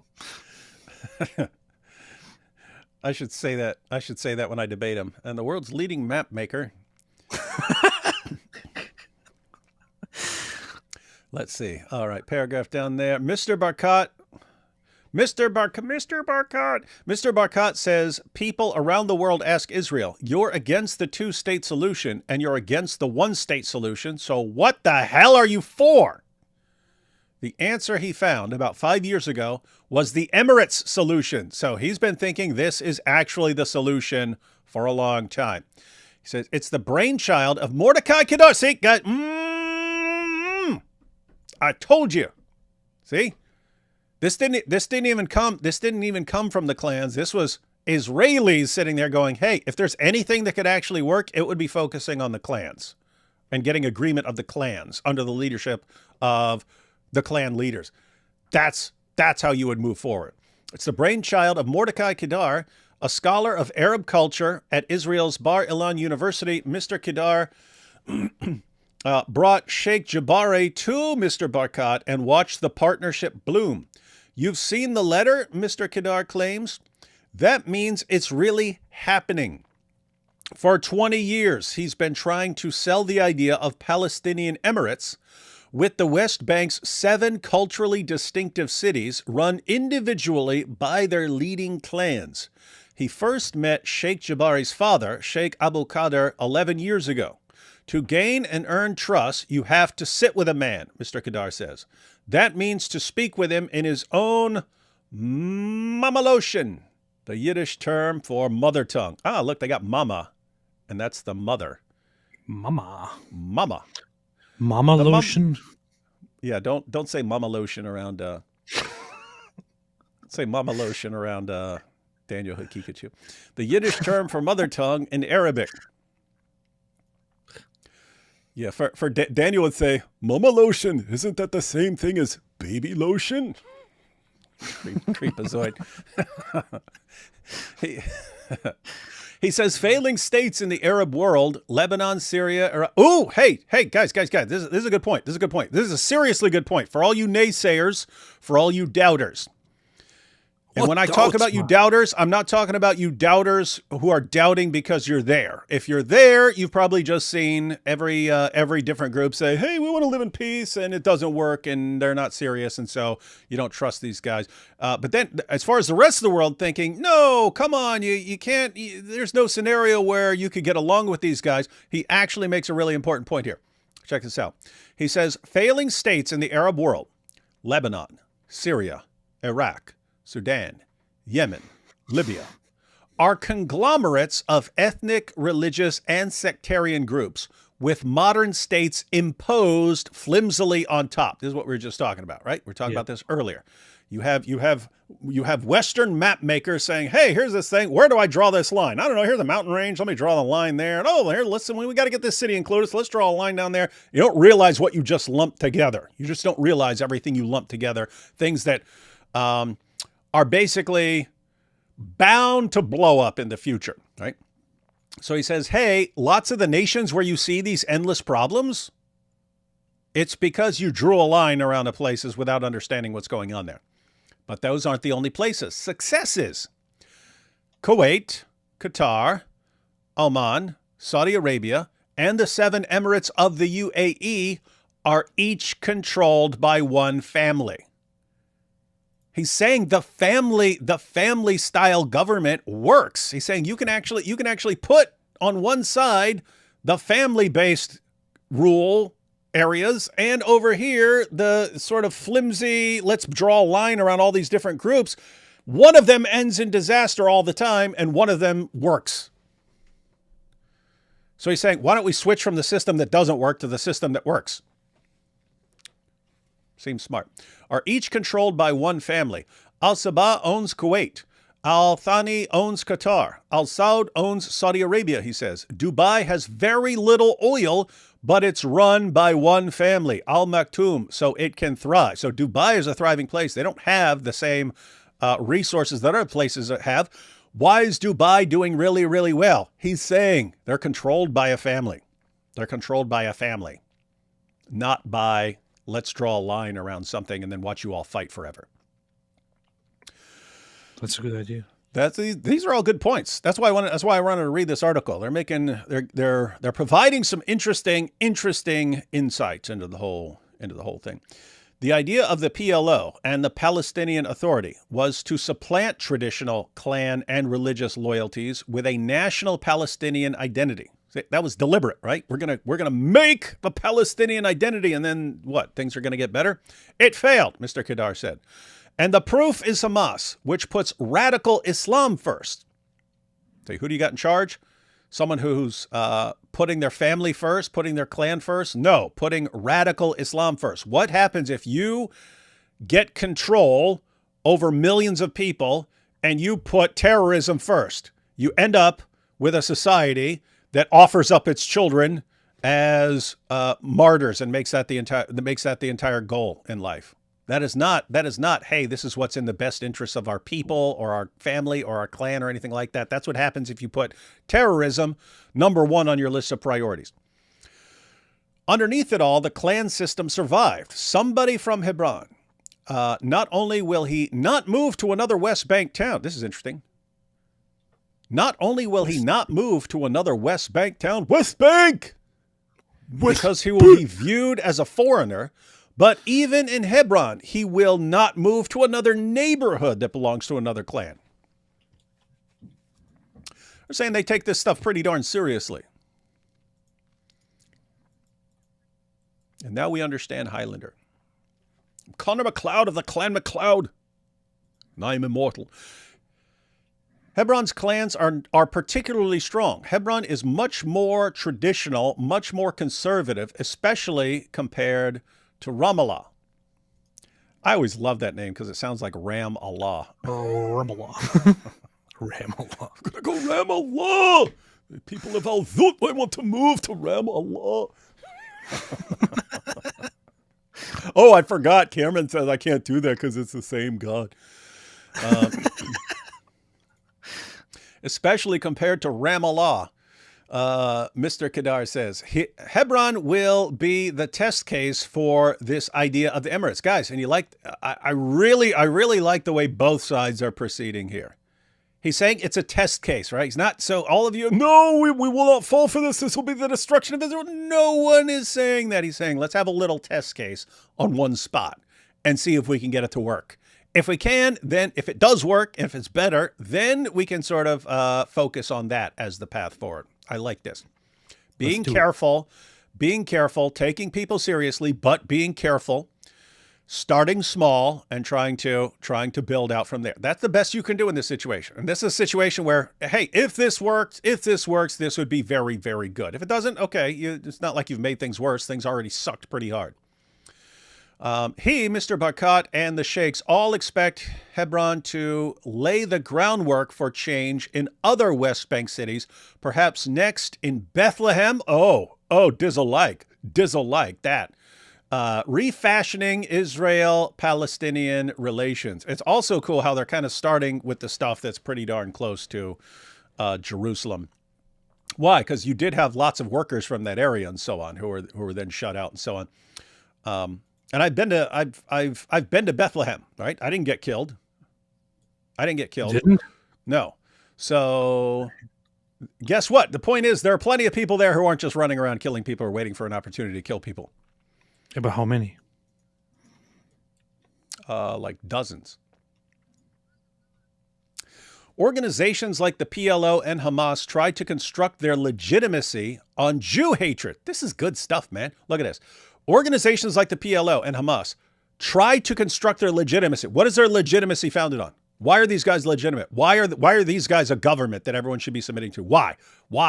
They weren't even from there. They were imposed on people. Why should people accept them as the authority? They break it down. Organizations like the PLO and Hamas tried to construct their legitimacy on Jew hatred and hatred of Israel. Why should we listen to these? Because we hate Israel and want to destroy them. And they're, okay, everyone's supposed to get on board with that. But the clans are legitimate by definition. These guys have to say, oh, you should agree with us and give us the authority because we're the ones who will wipe out Jews. They have to kind of sell their legitimacy and sell something you want. The clans already have the loyalty of the people. So the clans are a legitimate by definition, Mr. Kedar says. They don't need an external enemy to frighten everybody to come under the aegis of an illegitimate ruler. Good stuff. The Ramallah-based Ramallah-based. Ramallah-based. Hey, I'll say the Ramallah part. You say the base part, right? Ramallah. Based Palestinian Authority can't protect us. The Ramallah-based Palestinian Authority can't protect us. It can't even protect itself, Sheikh Jabari says. His fellow sheikhs warn that the Palestinian Authority could allow an October 7th style terrorist attack on Israel, after which they expect the West Bank to look like Gaza. Their great fear. See that? They don't want to look like Gaza. They don't want their places, they want to build up. They don't want their places all being destroyed. And they think the PA has a chance of doing that at some point in the future, and they don't want the retaliation. But a prominent Hebron sheikh says, if we will get the blessing of, now they're bringing in President Trump. If we will get the blessing of Honorable President Trump and the United States for this project, Hebron could be like the Gulf, like Dubai. Meaning we will build this place up. Now, Dubai has some other advantages in terms of location and so on. Big time. Big time. Let me say this. Hebron could be significantly more like Dubai than they are now, right? You're not going to be like Dubai at the end. You could be more like, you could head more in the direction of Dubai as far as being a place where people actually want to live and so on. The thing is, leadership and wanting a place like that is one thing, but it also comes down to how the people are, honestly. Yep. And I'm sorry to say, but the people of the region, those who call themselves Palestinians, are simply not like the people in Dubai. That's true. Different people. I do like the clan loyalty. I mean, I don't think it's ideal. I think it's significantly better and significantly more likely to succeed in terms of, if your clan leader is saying, guys, no terrorism in our group, and you say, screw the clan leader, they already have it in place. If you are just saying, screw the clan, you're doomed. You're doomed in our group. You're in trouble. So they have a system for imposing rules. Whereas, as it is now, you've got a terrorist group in charge of in charge of the West Bank, and a different terrorist group in charge of Gaza, and it's the terrorist group that is calling shots. And so, if you're listening to the terrorist group, well, guess what? You're going to do terrorist type things. If you're not listening to the terrorist group, you're going to be killed. So you'll be killed for not aligning with the terrorist group. If the clan that runs an area is saying, hey, no terrorism, we want to get along, and you say, screw that, well, okay, now you have to not be a terrorist or you're in trouble.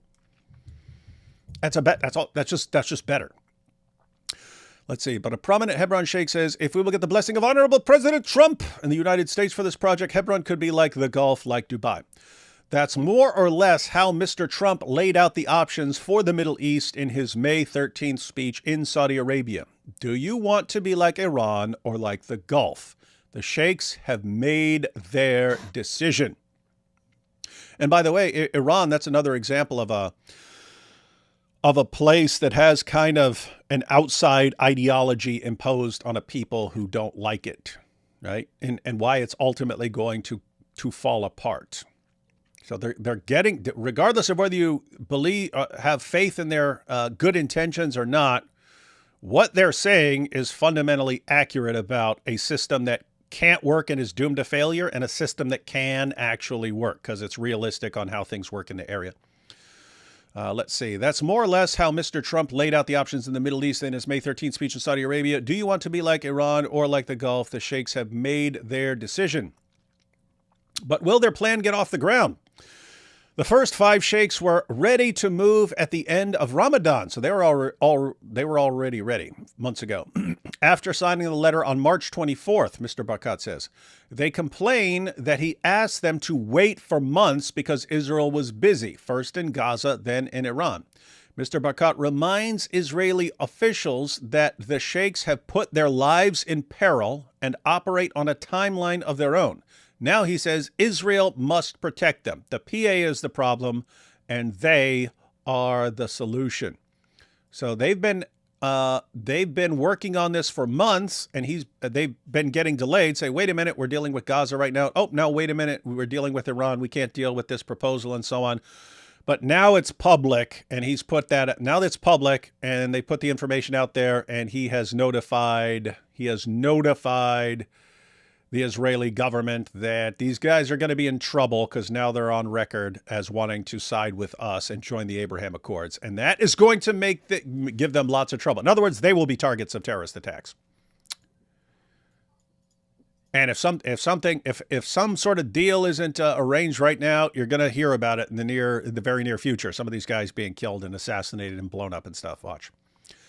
Many more sheikhs have joined the initiative since March, and the leaders are confident they have the Palestinian Authority outmanned and outgunned. They're confident they... What? What'd you say? I said, huh. That's good, isn't it? Oh, there's a cool story. I'm wondering, I saw it somewhere. I don't even remember where it is. It's got to be coming up because it's not too much longer.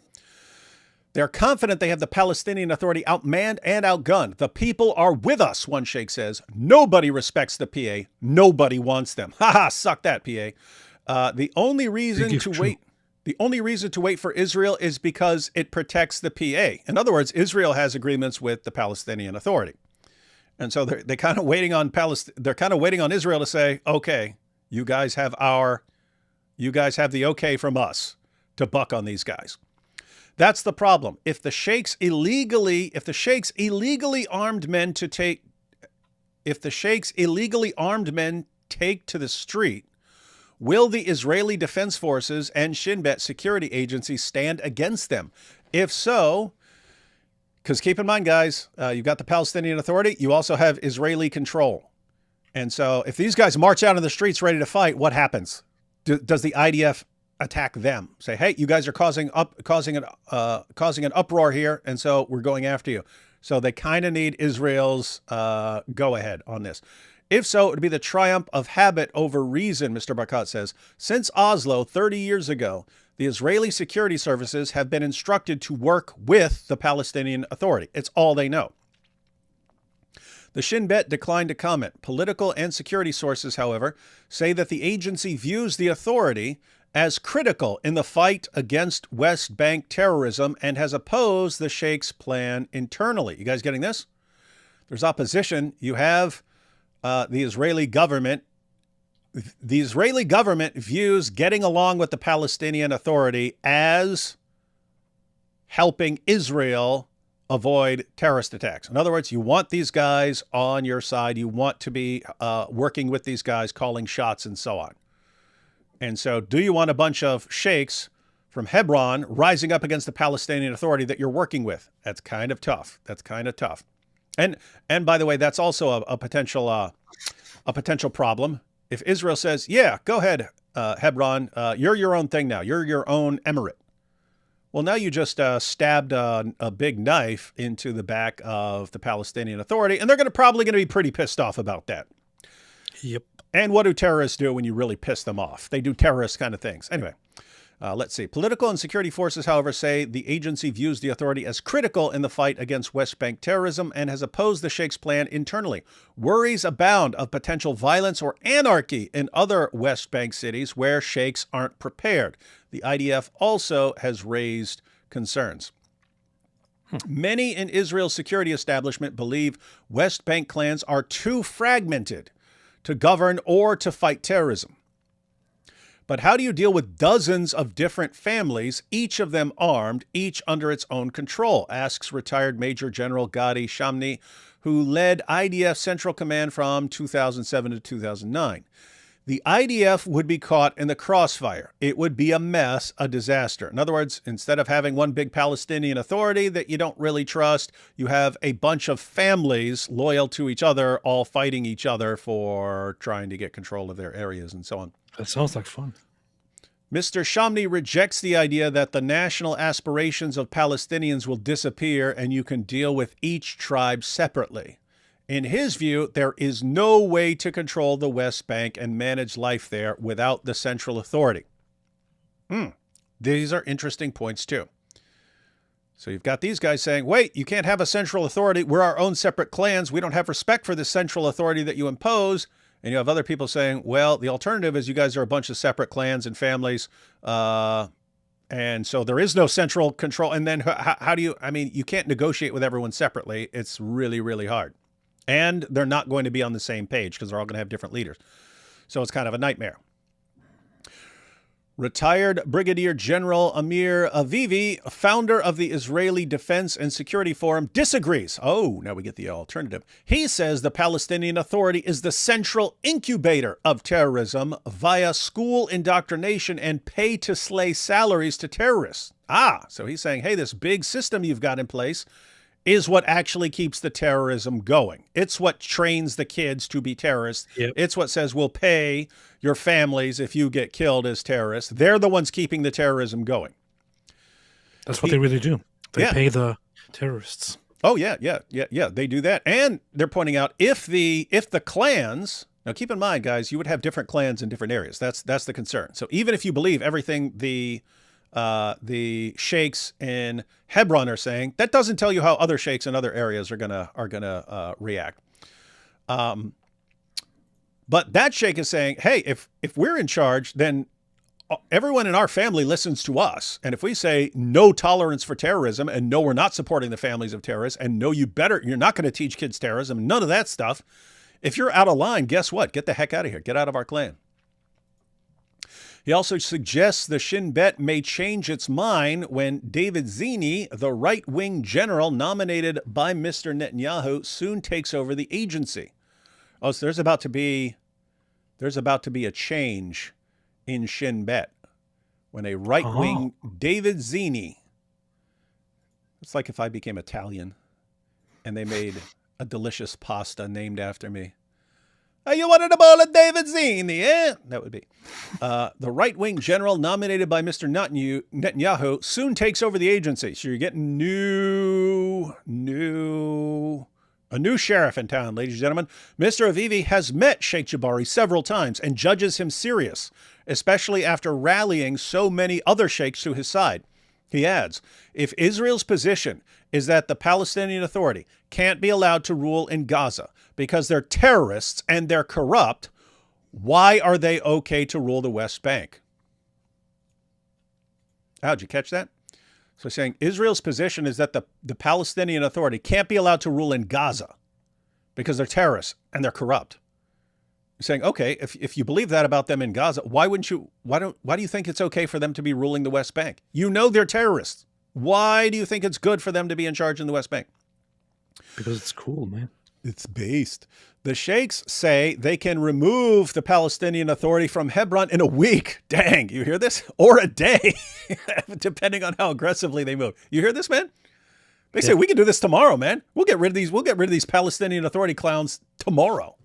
That's pretty base. The sheikhs say they can remove the Palestinian Authority from Hebron in a week or a day, depending on how aggressively they moved. Just don't get involved, a leading Hebron sheikh advises Israel. Be out of the picture. They believe Mr. Trump's support can clinch it with Mr. Netanyahu. So they want Trump to sort of sign on and say he thinks this is good, and then Netanyahu to agree with Trump and so on. But look at what they're saying. They're saying we don't need your help. We don't need your help fighting these guys. Just stay out of it. If you stay out of it, because again, as of right now, Israel has a working agreement with the Palestinian Authority. They're saying, you just stay out of this fight. We will get rid of these guys. What do you got to, I don't know. That seems like quite a deal. Stay out of the picture. We'll get these guys out of here. They also say they're capable and motivated to fight terrorism. We know who makes problems and who doesn't. That's also a difference of like knowing the locals and being part of a family. You know everyone around you. You know everyone. You know what they're like. We know who makes problems and who doesn't, one says, because we live in our land. Ideology and extremism are threats to the tribal loyalty and economic pragmatism on which the sheikh's power depends. A cynic could say that the sheikhs disdain the Palestinian Authority for extracting rents that they would prefer for themselves. So maybe they just don't want to pay rent to these guys and they'd rather rent is paid to them. But consider the competition. An Israeli associate of the sheikhs shows me a video of the Palestinian Authority governor of Hebron, Khalid Dudin, complaining in a January 4th speech that the sheikhs' men fire at them, but not at Israel. Oh, do you see this, man? An Israeli associate of the sheikhs shows me a video of the Palestinian Authority governor of Hebron. So this is the governor of Hebron, but he's the Palestinian Authority. So he's the outsider controlling the local clan. But this guy's complaining in a January 4th speech, so this year, that the Sheikhs men fire at them, but not at Israel. That's a good sign. It says, hey, when we get out of line, these guys start shooting at us, but they don't shoot at Israel. That's kind of a good sign, guys, if they don't like the Palestinian Authority, but they don't fire at Israel. Palestinian Authority. Oh, here we are at the end. Palestinian Authority security forces are already unwelcome. Palestinian Authority security forces are already unwelcome in the Sheikhs' neighborhoods and would risk their lives if they appeared there without prior Israeli coordination. In other words, if Israel isn't protecting the Palestinian Authority when it rolls up into these Sheikhs' neighborhoods, these guys are not safe. The Palestinian Authority is not safe unless Israel protects the Palestinian Authority when they try to roll up in the neighborhoods that are controlled by these clans. Check this out. In 2007, Palestinian police shot and killed a teenage member of the Jabari clan. Palestinian police shot and killed a teenage member of the Jabari clan. That's Sheikh Jabari's clan. The Sheikh's father asked for the shooter to be turned over. I said, give us the guy who shot him. You want peace? Give us the guy who shot our guy. We'll call it even. When the Palestinian Authority refused, the Sheikh's men took over its police station, burned 14 jeeps, and held 34 officers hostage, according to an article in Israel's Yedioth Ahronoth newspaper. The clash ended only when President Mahmoud Abbas backed down, declaring the boy a martyr and paying his family lifetime compensation. Ever since, the PA has held less sway in the area. AP, did you catch this? No. Check this out. This is all. I'm going to read this again, guys. Everyone get your mind around this. This is super dope and bass, man. You never seen anything this dope and bass in your life. Ready for this? The paragraph right in the middle. Pay attention to this because this shows something. Palestinian Authority security forces are already unwelcome in the Sheikh's neighborhood and would risk their lives if they appeared there without prior Israeli coordination. The PA can't roll up in here without Israel protecting them because these guys would mess them up. What? Listen, this is awesome. In 2007, Palestinian police shot and killed a teenage member of the Jabari clan. So they killed the PA, these outsiders, but they have official government authority, killed a member of the clan. So it's the government system versus the clan system, and they killed someone from the government system kills someone from the clan system. The Sheikh's father asked for the shooter to be turned over. That's how we settle it. Give us the guy who shot this kid. Give us the guy who shot this kid. We're going to take care of the guy. When the Palestinian Authority refused, they said, no, we will not hand over the guy who shot this kid from your clan. The Sheikh's men, so the clan, the Sheikh's men took over its police station, took over the Palestinian Authority police station. They stormed the place, burned 14 jeeps, and held 34 officers hostage. They held 34 police officers hostage. We are not letting these hostages go until we get justice. You think you can just roll up in here and shoot one of our guys? You are wrong. We will destroy you. Held 34 officers hostage, according to an article in Israel's Yedioth Ahronoth newspaper. The clash ended only when President Mahmoud Abbas backed down. They got him to back down, declared the boy a martyr. He said, you're a martyr, this kid we shot. We're declaring him a martyr, and paying his family lifetime compensation. We're going to pay your family forever and regard him as a martyr for even though we shot him. Ever since, the Palestinian Authority has held less sway in the area. Why? It's also like a strength versus weakness system. They respect you if you're strong. You guys just look like a bunch of punks and you back down from the strength of the Jabari tribe. Wasn't that one of the Black Panther tribes? Was it? Wasn't that the big strong guys who live up in the mountains? The Jabari tribe? The Jabari tribe? I think it was. Anyway, it's kind of funny.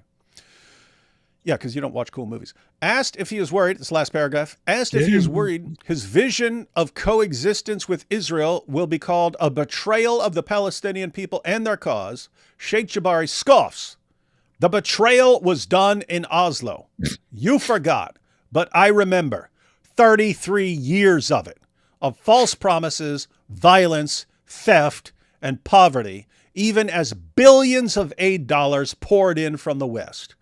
I believe in my path, the Sheikh says. There will be obstacles, but if we confront a rock, we will have iron to break it. Damn. Big words, man. Big words. Big league. Big I like words. that guy. I like that guy, man. Big words. Let's see what if there's any substance behind those big words. Yeah, I'm gonna make a poll. I'm gonna make a poll.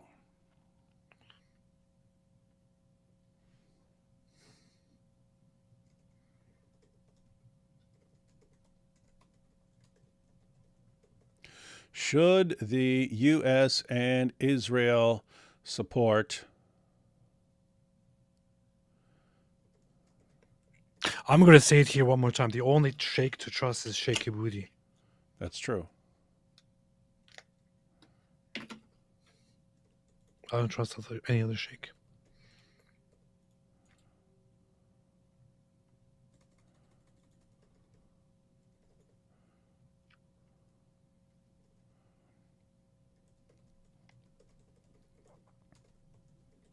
All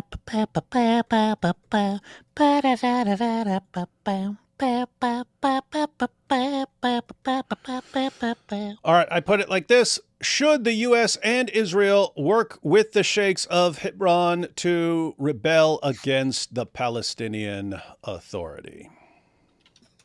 Yeah. Yeah. Do it. Do it now. Going to say, I don't know. I don't know if it's going to be 50-50 or if some people are seeing this totally differently. Again, I can see just how you going to trust any of these guys, man. But I have no this guy's lying alarms going off as I'm reading what this guy's saying. Lots of times you get a this guy's clearly lying vibe, and then sometimes it's sounds like he might be lying. Kind of getting none of that from this dude. Anyway.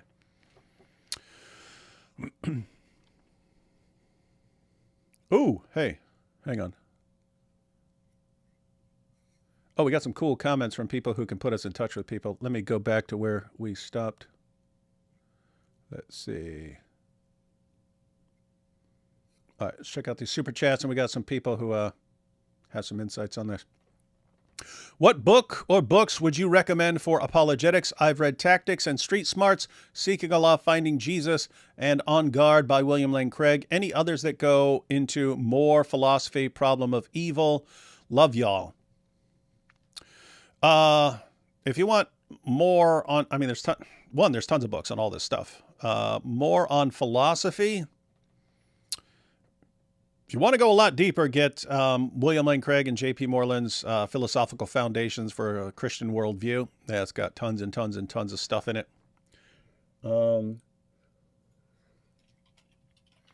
Thinking about problem of evil. The problem of evil stuff, a lot of the best stuff I've seen over the years were like just lectures by people. Back in the day, I read everything that was written, every major important book or article that people talk about in the problem of evil. I had to go through all of it. I'm trying to think if there's something that's just one good thing. Matter of fact, I got a shelf behind me. You got a shelf behind you? Mm-hmm. What? What?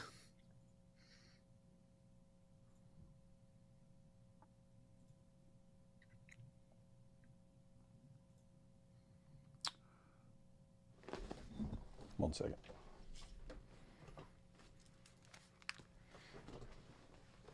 He's running! He's running! You see? He's scared. He can't even sit down. He can't even focus, man. He can't even sit down here. He has to run away. Now he's giving people the impression that he's looking for something. He's actually scared.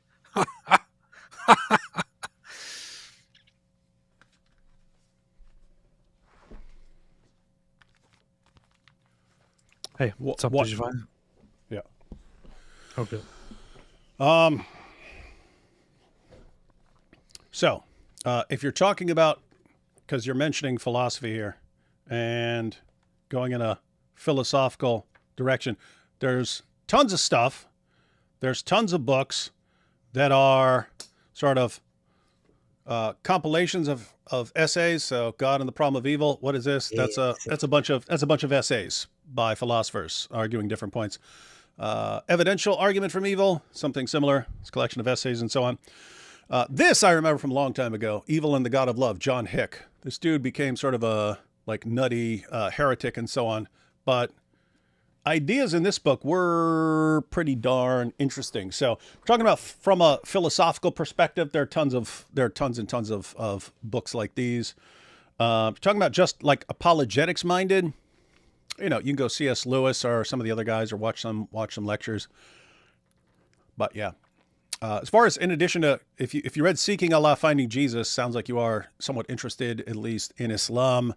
You should combine that with Answering Islam by Norm Geisler and Abdul Salib, and you could probably get some more suggestions from other people. I'm sure other people are going to be tossing in suggestions for you.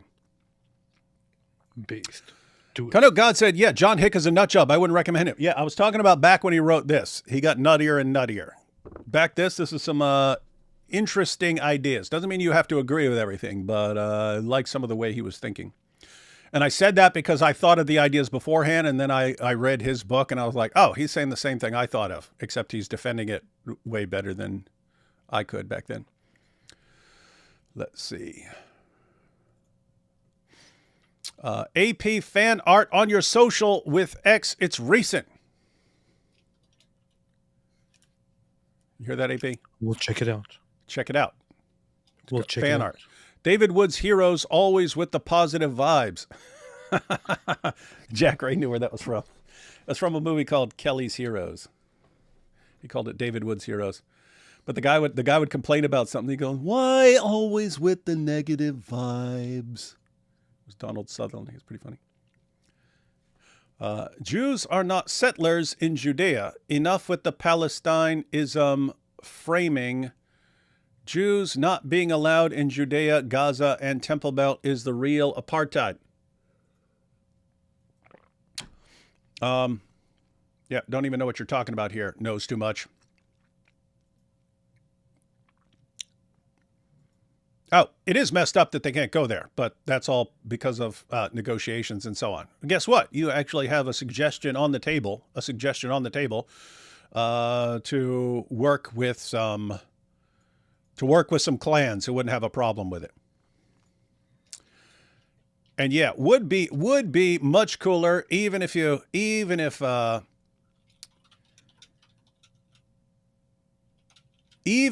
have all these clans and all these mini emirates everywhere. It would be cool to have a future where Jews are free to at least go there, right? You can go hang out. You can go do stuff. You can go have coffee with your buddy somewhere over there. Some time ago, I went from Shavuot. How do you say that, AP? Shavuot. Is it Shavuot? Shavuot. Okay.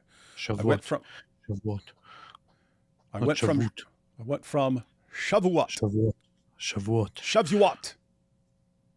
I went from Shavuot meal at home of R.W. Kahanis, leader for Hebron, to hour later on rooftop, hearing conversations between my head of area security and I believe a Jabari representative. Interesting dichotomy. Interesting. I'm gonna ask Yishai Fleischer. He's big in the region. Who? In Hebron. Yishai Fleischer. We met him in Tel Aviv briefly. He came over when we were at the event, and we talked very briefly. But I've been kind of exchanging greetings and stuff for a long time now, and thinking of talking to each other. But maybe I can talk to him about this topic. Al Zut Ram Allah. It'd be funny if in Ramallah there's a Zut street right down the middle. If not, there should be. Josh Hammer sent AP a DM to have you on his podcast. You know about this, AP? Yeah, I just checked and just saw it. Who's Josh Hammer? Thank you, Jingle. Sounds familiar. That sounds familiar. Who's Josh Hammer? It's MC Hammer. It's his real name. Josh Hammer. American thought leaders, Josh Hammer. Middle East breakdown response with Josh Hammer. He's on a bunch of news programs. Yeah. Oh yeah. Also, Young America's Foundation sounds like some conservative thing you'd be interested in. Yeah, yeah. Let's see. Pear Carrot. Oh, that's a super sticker. Thank you for the super sticker, though. Saying thanks for being you. That's what we do. We be us. Kadar was involved in these discussions. Yeah, we saw some of that in the article. Oslo Accords was a crime against Israelis, legitimizing terrorist PLO in eyes of the world, giving them Israel's heartland to control. Foolish and immoral. You have to say that a lot of bad things flowed out of that agreement. Might be better to just fight it out sometimes. If I can get an expert for the area, would you want to talk? Yeah. Yes, we would. Yes, we would. I'm in Toronto. We have Jewish and Muslim neighborhoods. Both have money. Jewish hoods are beautiful and peaceful. Muslim hoods are like ISIS-controlled territory with high crime. Do they not see? I believe you. I want to say yes, but then I remember Afghanistan. We can't trust it. Dude, you can't use Afghanistan. It's just like using Afghanistan as the reason. I can't even tell if people are joking at this point, but it became like almost joke level of everyone who was saying, oh, a regime change, it wouldn't work in Iran. Why? Because it didn't work in Afghanistan. Okay, Afghanistan is very different from Iran. Different kind of people, different kind of population. So the question here is the population of Hebron more like Afghanistan or more like the people of Iran? I would say more like Afghanistan, but you can actually have an entire group that says, you know what, we don't want to fight anymore. We want peace and so on. And you can actually work with those kinds of groups. And as far as remembering Afghanistan, like, what do you even mean there? You're talking about like helping groups that became terrorists? Yeah, people had an idea. Those are the guys. Those are the guys who will stand. In other words, if you have an invasion coming, a communist invasion coming, you want people who are going to stand their ground to the death, like it or not. Those are jihadis, and so you support the jihadis. And then the communists get out of there. What happens? Now you're left with a bunch of jihadis that you helped and supported. And they're going to give rise to a new batch of problems. So is that a reason to not take these guys seriously? No, this is a clan-based system. I mean, in terms of, is a clan-based system more like Afghanistan or the people of Iran? Who are largely secular and so on. No, it's more a clan-based system is more like any of the older seeming systems. They really do seem like they don't like the Palestinian Authority and that they would like to get along and build a future. And if you're just going to say no because of Afghanistan, what you're saying is no. We can think of. Could you ever build peace with anybody if you're thinking like that? The answer is no. Sometimes you just got to take a chance, man. You want to be careful, but sometimes you just got to take a chance. Like, seriously, if you're going to say, hey, it didn't work in Afghanistan, therefore we will never make peace with any group ever because we will never trust them. Okay, you're kind of doomed to nothing but destruction forever. So you kind of have to pick and be careful. These guys seem legit. As far as what I've seen so far. Do you know what that smells like? No. I knows too much as Mohammed Rambi Al-Zuti. This weirdness that all your fans are posting over here. All right, man. Looks like... All right, I gave the poll some time to run. We've got 392 votes. I asked the question, should the U.S. and Israel work with the Sheikhs of Hebron to rebel against the PA? Keep in mind, I'd like them to rebel against the PA no matter what the U.S. and Israel decide. But because I don't like the PA. It's like would I like a huge, powerful family in Gaza to rebel against Hamas? Yes, I would like to see that. More so in the West Bank because they have more of a chance for succeeding than a group that's rebelling against Hamas right now would have. Hamas would just slaughter everyone.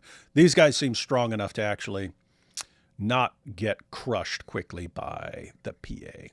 But it looks like we have 76% say yes, the U.S. and Israel should work with the Sheikhs of Hebron to rebel against the PA.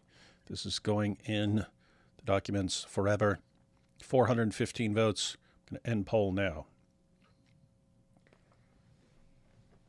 Will be interesting to see, ladies and gentlemen. All right, AP, anything else, man?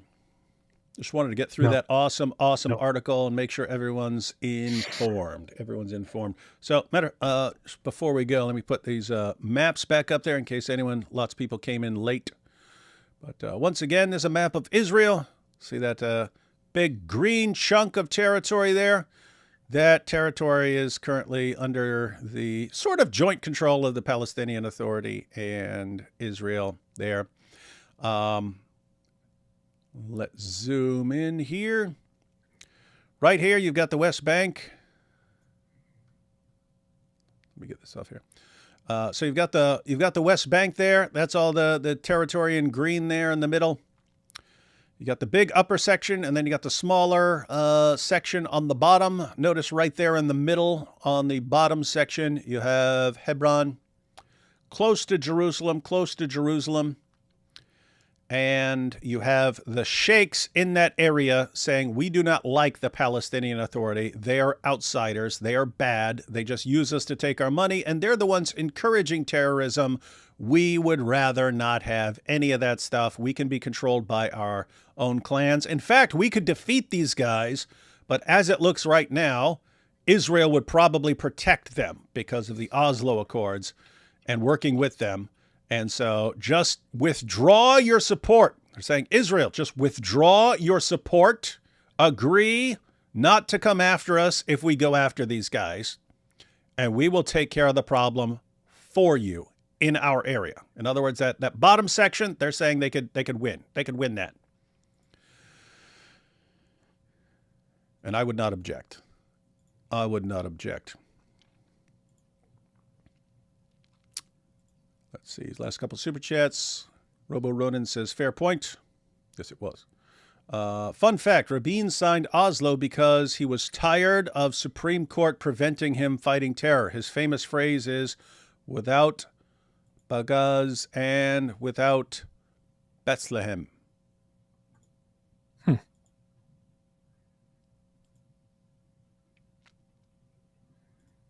I didn't like the idea, eh? No. Ash says clans are greater than the Palestinian Authority, but some Jabari members are. He's saying they're Hamas. Some of these Jabari members are Hamas. Yeah, so, but that's what I mean as far as clan loyalty can be put to use, and so it's kind of if you have members of the Jabari clan. You're required to submit to your leaders. And if you're like, no, I'm going to be a terrorist, they're going to handle that. They're going to handle that. I think they'll handle that. I think a clan saying we are not going to be doing terrorism anymore. I think they would have a significantly better chance of actually dealing with terrorists in their group than something like the Palestinian Authority, which is an actual terrorist group, would have. I took 461 years of Islam conquering and owning Christian lands before the Western world began First Crusade. It's not bad enough yet, in my opinion. You mean it took? Yeah, I think so. It took 461 years of Islam conquering and owning Christian lands before the Western world began the First Crusade. Yeah, Western nations are a little slow to react. But back then, they're like, oh, it's just this other group that we don't like of Christians that's being conquered. All right, AP, any final thoughts before we head out? Nope. No thoughts at all. All right, everyone. AP. Yes. You don't need to be present. I don't think so. But you can be if you want. But me and Thaddeus are checking out the new Behind Veils video tomorrow, going through some of the Oh, he just posted today a new Ali Dawah video. I think there's this one and then one final one going through all of this stuff. But we want to stay updated on it because I think tomorrow. Wait, hang on. Let me verify because he has changed this a couple times. Hang on. Let me check reasoned answers. Hang on. Yes, it is still scheduled. So, Thaddeus of Reason Answers. You guys can watch this. Hey, in fact, if someone wants to put this link in the description, Thaddeus of Reason Answers, or you could just, it's not even live yet, so you could just check it out tomorrow when it's live. But Thaddeus interviewed Muhammad Hijab's ex-wife, Aisha, the one who called him out for the whole marriage scandal and stuff like that. She is interviewed in a video with Thaddeus. That premieres 10 a.m. tomorrow. So the plan is in the evening we're going to watch the new Behind Veils video and Thaddeus's interview with Aisha. And that's all necessary because there's more to come after that, guys. We got to be up to date because there's more to come after this. There will be more stuff that's going to be checked out. but wait, there's more. All right, so that's coming tomorrow, everyone. Pay attention to that. Awesome. What? Awesome. And then this week there's going to be huge stuff, big stuff. We'll see. Huge, big. Yes, I'll be here with Tucker Carlson and saying, wow, Tucker, you're so smart and based. Yeah, I will go meet Tucker Carlson. I'll say, whoa, man, I'm such a huge fan. Wow, what's up, man? You should walk up to him like while you're recording, walk up and say, Tucker, I'm a big fan of Andrew Tate too. Hey man, could we work together in defending our hero, Andrew Tate? You, me, and Candace. I'll go to him and say, hey, Tucker, I'm such a big fan. Yeah, isn't it weird? Like when I'm looking at the list of people who you really, really are obsessed with, it's like, okay, who do you like, Tucker? Well, I really like, let's see, Andrew Tate. I like what he's doing. Putin, of course, he's a legend. Hitler, he was the good guy. It's like, wait a minute, starting to think your moral compass is not functioning perfectly. Seems to be a little bit of a problem. It's like it's the same thing with all the anti-Israel Jew haters and stuff like that. And it's like, okay, look who's on your side. Wait, look who's in your feed cheering you on when you say this stuff. Who do you have cheering you on? You got groypers, you got Nazis, you got communists, you got jihadis. It's like the worst of the worst are the people on your side. It should kind of tell you something about your position if like the all-time worst groups that we're familiar with are all cheering you on whenever you go after Jews. So, little bit of Wood's words of wisdom here. Wisdom. Let's see. David says, D. Wood, LISO asked you to promo some conference. Oh, yeah. I don't want to do that here at the end. Yeah. I would have to download it. We'll do that tomorrow. We'll promote the conference. We got a based conference coming up and some base debates, and that's all coming up in Ohio, ladies and gentlemen. In fact, if someone wants to share that in the chat, I'll also pin it as a comment for people who want to check it out, and we'll watch a promo video tomorrow. I have to download it and stuff. But yeah, guys, we got an apologetics conference later this month in Ohio. We got a bunch of speakers. I think AP is going to sing one of his songs live in front of everybody. We got a couple debates, even one on the Islamic dilemma. Should be awesome. Conference is free. They're basically crowdfunding all the costs. So if you want to chip in to help cover the costs, you can. But it's free to sign up and attend. Going to be super dope and fly. And have you forgotten? Oh, look at this. Have you forgotten about the 7/7 boom boom 20 years ago tomorrow? Oh wow. Really? Damn. I need to mention that tomorrow. I wasn't even thinking about that. 20th anniversary. Wild stuff. All right, everyone. We will catch you tomorrow. We're going to find out we're going to hear from Aisha Mohammed Hijab's ex-wife, in her interview with Thaddeus, and we'll check out the new Behind Veils stuff. Should be very, very, very based. Catch y'all then. Catch y'all. See y'all.